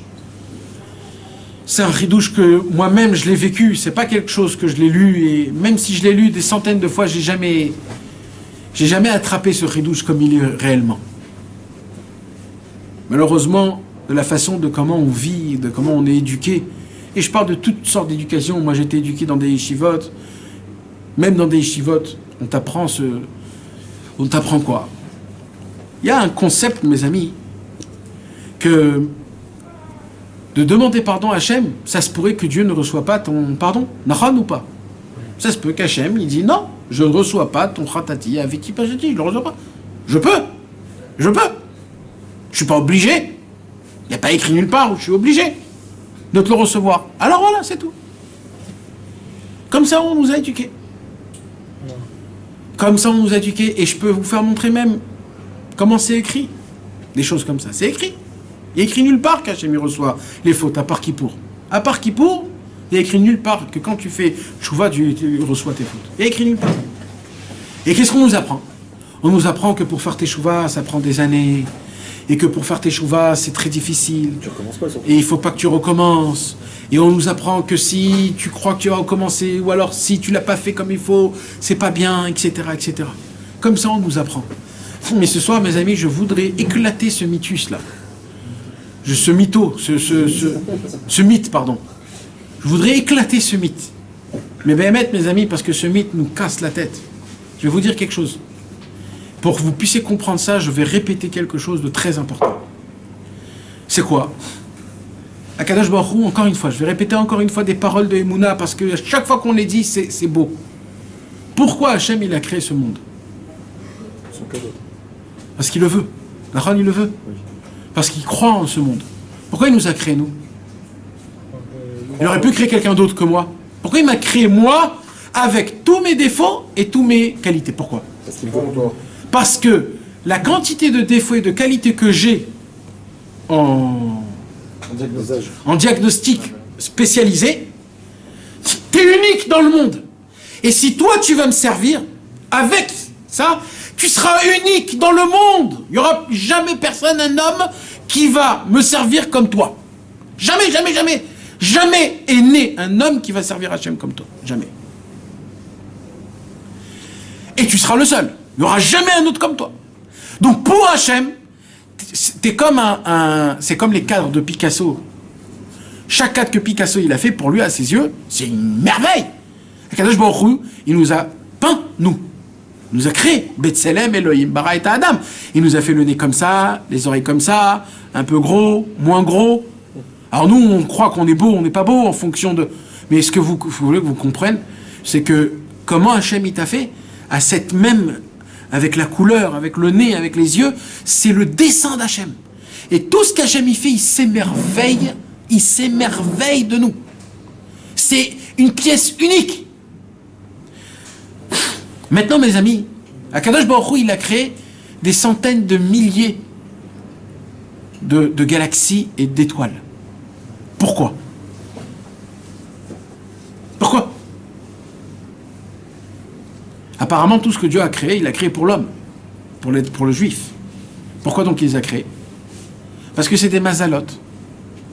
Vous savez que les étoiles, d'après le Rambam, c'est quelque chose qui est vivant, qui a des sensations. C'est vivant. Et apparemment, chaque étoile a une force, un mazal, c'est ce qu'on dit le mazal. Et toutes les étoiles, ils ont été créées pour mettre du mazal dans ce monde-ci.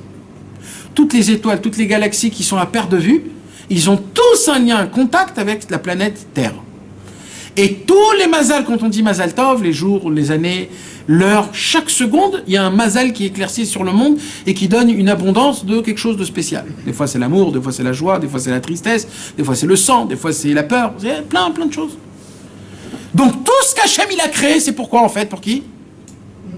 Vous croyez en ça vraiment, mes amis? Béhémet, je vous pose la question. Allez dans le sud, à Mitzpeh Ramon, regardez les centaines de milliers d'étoiles qu'il y a, et rentrez dans les étoiles et regardez bien Saturne avec ses tabaut, comment on dit? Avec ses... les anneaux. Et ainsi de suite, tous. Tout ça, pour qui? Pour moi, l'imbécile. Pour moi, tout ça pour moi. Mais t'es sérieux, Hachem? Ouais. Pas pour toi et pour toi. Que pour toi. Pourquoi?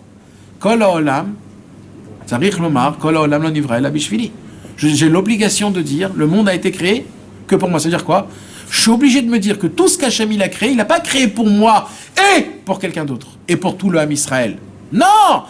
D'après la Gemara, tout ce qu'Hachem a créé dans ce monde, ça valait la peine pour un seul de tout le Ham Israël. Un seul. Qui que ce soit, on s'en fout. Même le plus grand rachat. Ça vaut la peine. Vous imaginez ça, mes amis? C'est la Gemara qui dit ça. On est obligé de comprendre ça. Donc, si c'est comme ça, si Hachem, il a autant fait des choses comme ça, apparemment, on est important aux yeux de Dieu. Oui ou non? Combien on est important aux yeux de Dieu? Combien? Dites-moi. Plus que tout le monde, ça suffit pas. On est important aux yeux de Dieu, combien? Dites-moi, dites-moi. Plus que tout. Ça veut dire quoi, plus que tout? Si on n'applique pas la Torah, on est aussi important aux yeux d'Hachem? Bien sûr. Et on n'applique pas les mitzvot aussi, on est important d'Hachem? Bien sûr. C'est des choses qu'on peut même pas comprendre, ce que je suis en train de dire là, mes amis. Dieu, l'amour qu'Hachem il a envers nous, il est par-dessus tout.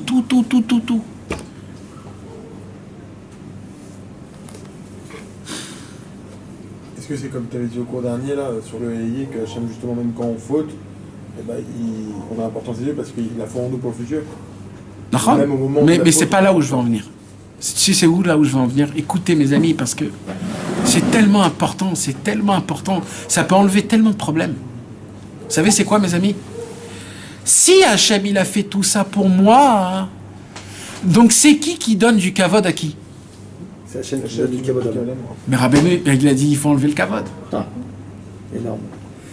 Si tout ça Hachem il a fait pour moi, c'est que Dieu, c'est qui donne du kavod à qui? Dieu, le roi de tous les rois, que c'est lui qu'on doit donner le kavod, c'est lui qui me donne son kavod. C'est là.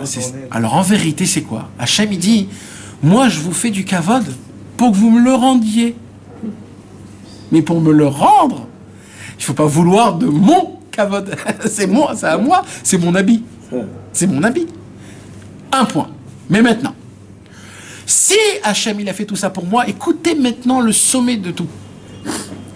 Vous savez c'est quoi la plus grande insulte que tu peux faire à Hachem? La plus grande au monde. C'est quoi la plus grande insulte que tu peux faire à Hachem? Il dit Rabbeinu, c'est quand un homme il fait Khatati, Aviti, Pachati, et tu te dis toi dans ton cœur, Hachem il peut pas recevoir une chouva comme ça. Qui je suis moi pour que Hachem il reçoive une chouva nulle comme j'ai fait? Il dit Hachem, quoi? Tout ce kavod que j'ai fait pour te faire montrer combien t'es cher à mes yeux, et toi tu te déconsidères, dévalorises. Ça c'est le plus grand manque de kavod à moi, parce que tu crois que toi tu t'appartiens à toi.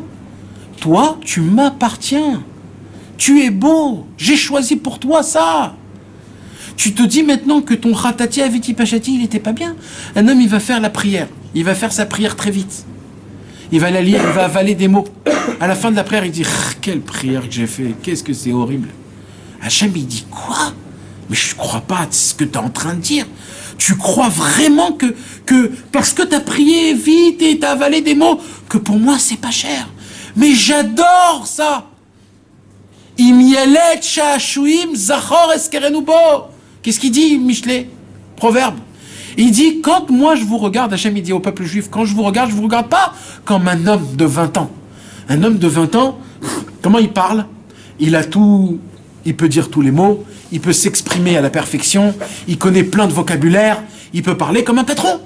Un homme de 20 ans, il a fait des études. Mais un enfant de 3 ans, les mots, il peut pas encore tous les dire parce qu'il n'arrive pas à les dire, les prononcer. Il n'a pas de vocabulaire. Et ce qu'il connaît, il déforme. Vous imaginez? Il dit à Hachem Itbarach, moi quand je vous regarde, Imieled, Shashouim, c'est comme un enfant. Et quoi? Je m'amuse. C'est mon amusement, je prends kiff. Alors vous dévalorisez parce que vous n'avez pas fait à la perfection la tchouva, vous n'avez pas fait à la perfection la Torah, vous n'avez pas fait la tfila à la perfection. Mais c'est très grave. Il dit Rabbeinu, et c'est sur ça que tu dois faire tes tchouva encore une fois. Tu dois faire tes tchouva sur ta tchouva. que ta teshuva n'a pas été reçue la première fois parce que tu l'as enlevé de sa valeur. C'est pour ça que tu dois faire une deuxième teshuva. Pas parce que tu dois faire une teshuva sur la même faute. Parce que tu as cru que la première teshuva, elle n'était pas assez forte aux yeux de Dieu. Et ça, mes amis, il faut qu'on comprenne parce que la star à Kadosh Baruch Hu, vous savez, nous, tout le temps, on réfléchit à comment faire bien Hachem. Tout le temps. Est-ce que j'ai bien fait? J'ai pas bien fait? J'ai fait une belle prière, pas une belle prière? Je suis bien conduit? Toujours. Et bien, de la même façon, Hachem, mais avec nous. Oh là là, c'est impossible. Chaque seconde, Hachem, il est tracassé. Est-ce que mon fils, il va se rappeler de moi ou pas? Là, il va me voir. Attends, je vais lui mettre quelque chose. Je vais voir s'il va... Il m'a pas vu. Est-ce qu'il va faire cette mitzvah? Oh là là, j'espère qu'il fait cette mitzvah. Je t'en supplie, fais cette mitzvah. Tu l'as fait, ouais. Akadosh Baruch Hu, il est content.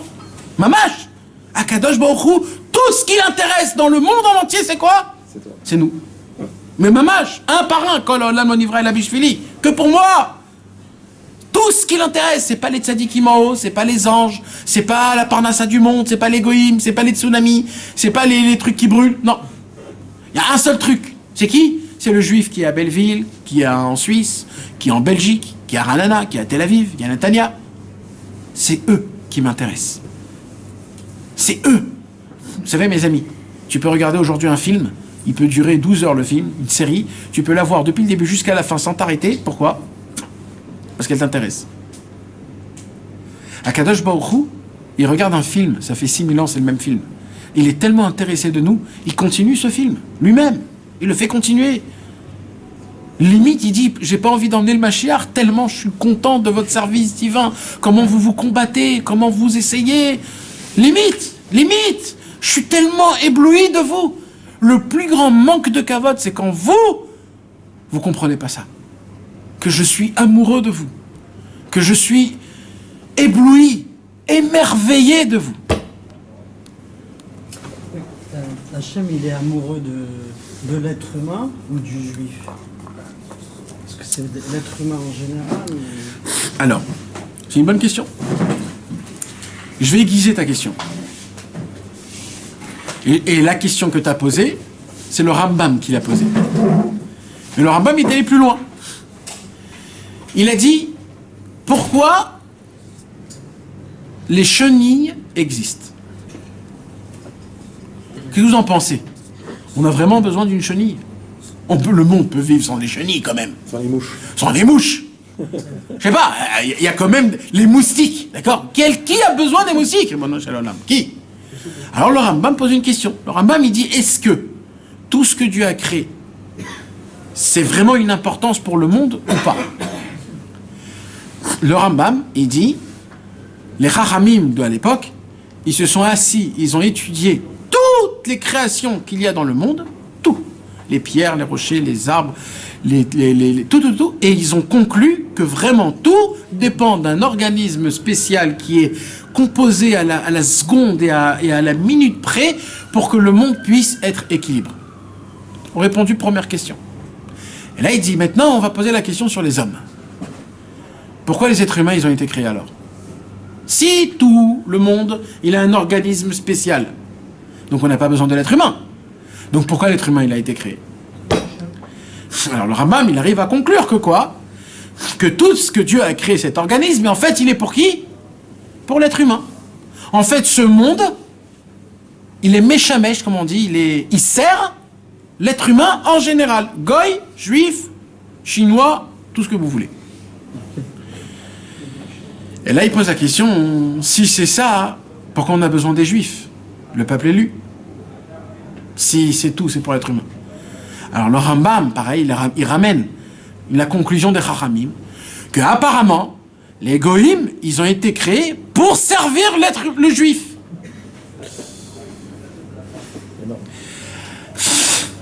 T'as compris maintenant la réponse? En fait, pourquoi ils ont été créés, les Goïm? Pour créer l'Internet, pour créer les routes, les voitures, la radio. Pourquoi? Pas parce qu'eux, ils ont besoin. Parce qu'il y aura un juif un jour qui voudra faire un cours de Torah sur Internet.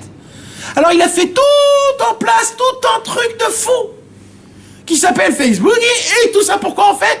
pour que la Torah puisse être entendue dans le monde en entier comme il faut. C'est vrai, en plus c'est un juif. Et je rajouterais les programmes aussi, qui ramènent aussi le juif Dans le bon chemin, exactement. Nous on croit, il y a fait. Nachon. Nous on croit que les pogroms, et nous on croit que les attentats, on croit que tout ça c'est mal. Nachon, c'est mal. Tout à l'heure on a dit la Shoah. Comment la Shoah? Mais en vérité c'est bon. Pourquoi c'est bon? Parce que tu t'imagines si les Arabes ils seront nos meilleurs amis. Nos filles seraient mariées avec eux, nos garçons seraient mariés avec leurs filles, et ça sera fini. Qu'est-ce qui s'est passé qu'on a une guerre? Qu'est-ce qu'il y avait à la Shoah, mes amis? La plus grande assimilation de l'époque, c'était en Pologne, en Autriche. C'était très grave ce qu'il allait se passer. Akadosh Baruch Hu, il nous a remis dans les rangs. Ça nous a gardés, ça nous a créés. Moi, je ne dis pas que c'est bon, c'est bien, mais ça veut dire il faut savoir qu'il y a du bien qui sort du mal. Il faut le savoir. Maintenant, je vais aller plus loin. Parce que le Rambam, il continue avec ces questions. Il dit, si c'est ça, c'est quoi le but du juif alors? On a dit c'est quoi le but du monde, on a donné une réponse. C'est quoi le but du monde pour les êtres humains? Pourquoi les êtres humains et les juifs? Parce que les êtres humains, ils servent les juifs. Donc les juifs, c'est quoi leur travail? Alors le Rambam, il dit non. Il dit le juif, pourquoi? Il dit parce qu'il suffit qu'un seul homme comprenne, la présence de Dieu et comment le servir, ça suffit pour créer tout ce monde. Donc de là il dit, donc tous les juifs, ils sont créés pour qui? Pour cet homme-là qui va servir Hachem à la perfection. Chacun d'entre nous. Non, là il parle d'un seul homme. Pour le tzaddik. En fait, le Rambam il dit, le monde a été créé pour le tzaddik, pour Moshe Rabbeinu. Et tout ce qu'il y a dans ce monde-ci, c'était pour Moshe Rabbeinu en fait. Pour Moshe Rabbeinu, il fait faire jouer aux gens. C'est pour lui qu'on est là. Quoi? Pour Moshe Rabbeinu, il s'inquiète du peuple juif, tout ça. Non, c'est son travail. Mais si tu me dis qu'il n'y aurait pas ça, il disait on en aura. Tu le pousses. Parce que ça suffit qu'il y en a un qui sert Hachem. Alors s'il y en a un qui sert Hachem, qu'est-ce que j'ai besoin de tous? Parce que les autres vont le porter, compagnie. Non, ça sert à rien. Alors non, sois cet homme-là. Tu dois porter compagnie à cet homme-là. Tout ton travail à toi, c'est que tu dois aider cet homme à servir encore plus Hachem. Quoi? De se rapprocher. C'est pour ça que Rabbeinu, c'est quoi le concept qu'il dévoile? Attaché au tzaddik. Quand tu es attaché au tzaddik, tu sers Hachem. T'es plus quelqu'un qui est autre part. T'es avec lui dans le bateau. C'est pour cela tout le inyan du tzaddik, le Rambam, tout ça, mes amis, c'est le Rambam qui dit dans la Hakdama des Mishnayot. Mais tu te limites à ce moment-là. C'est-à-dire que tu te limites à dire que moi je pourrais jamais devenir un tzaddik. Mais bien sûr que tu peux devenir un tzaddik. Tu peux pas devenir un... Non, tu sers Hachem Itbarach. On sert pas le tzaddik, tu t'attaches au tzaddik. C'est tout. Tu es avec lui dans l'équipe, c'est tout. Tu es tu es avec lui dans la voie d'Hachem, dans le terrain. C'est que comme ça que tu peux devenir un tzaddik. Kol ha-mechoubar le taor, taor. Tu peux pas devenir un tzaddik si tu es pas proche d'un tzaddik. En gros, notre travail à nous, c'est... Notre travail à nous, c'est de s'attacher à un tzaddik pour que le tzaddik puisse nous rapprocher d'Akadosh Baruch. Et il nous rend tzaddik à nous aussi. Et c'est comme ça qu'on devient des tzaddikim. Après, quelqu'un doit s'attacher à nous pour s'attacher au... Non, il y a toujours cet homme-là, il y a toujours Moshe Rabbeinu. Qu'est-ce qu'on dit? Moshe Rabbeinu, il est mort. Et on dit toujours, Vezot Torah, Sher Sam, Moshe, les Israël. C'est Moshe encore qui nous donne la Torah. Alors Moshe Rabbeinu, il est mort, il n'est pas mort, Moshe Rabbeinu. Si on parle de sa Torah, c'est qu'il est encore vivant. Donc tu peux dire aujourd'hui, moi je suis l'élève de Moshe. Non, pourquoi? Parce qu'on n'est pas proche de lui. Mais un homme qui est proche de lui, il peut dire, je suis l'élève de Moshe. C'est comment qu'on devient des tzadikim? Quand tu es proche des tzadikim, tu peux pas devenir un tzadik si t'es pas proche des tzadikim. Et plus tu es proche d'un grand tzadik, plus tu peux devenir un grand tzadik. Parce qu'en fonction de qui tu es proche, comme ça tu peux atteindre. Si tu es proche d'un tzadik qui est un tzadik de la rue, le maximum que tu peux arriver, c'est d'être un tzadik de rue.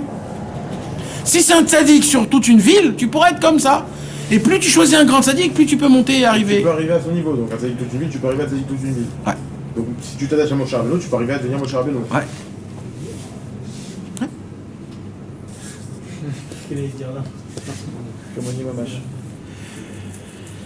נמצא שצריך לעשות תשובה, תשובה ראשונה, היינו על חטאתי אביתי פשעתי שאמר.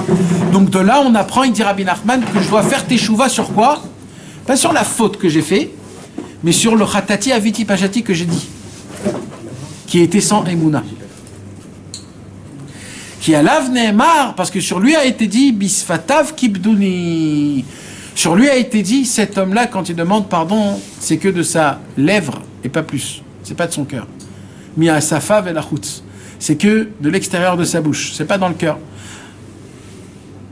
Qui a l'idée teshuva zochel echvod Hashem. C'est ça le pshat, que grâce à la teshuva, tu es méritant de connaître le kavod de Dieu. Parce que c'est quoi le kavod de Dieu? C'est quoi le kavod de Dieu? C'est que quand un de mes enfants me demande pardon, je le pardonne. C'est ça le kavod d'Hachem. Le kavod d'Hachem, c'est que quand tu pries, Dieu, il est juste à côté de toi et il avale chaque mot que tu sors de ta bouche. Il dit tout de suite, je le prends, ta tefila, elle est tellement belle, elle est tellement bonne. J'embrasse chaque mot. Ça, c'est le kavod d'Hachem. Si tu n'es pas ma'amine dans ça, tu dois faire tes chouvas, il dit Rabbeinu.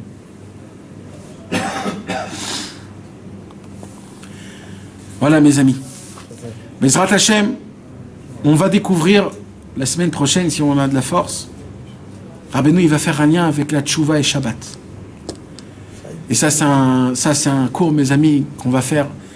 C'est quoi un vrai Shabbat? C'est quoi Shabbat, Bichlal? Ma kesher Shabbat et la tchouva. Et c'est une nouvelle sphère de ce que c'est. C'est quoi la teshuva, mes amis? Bezrat Hashem.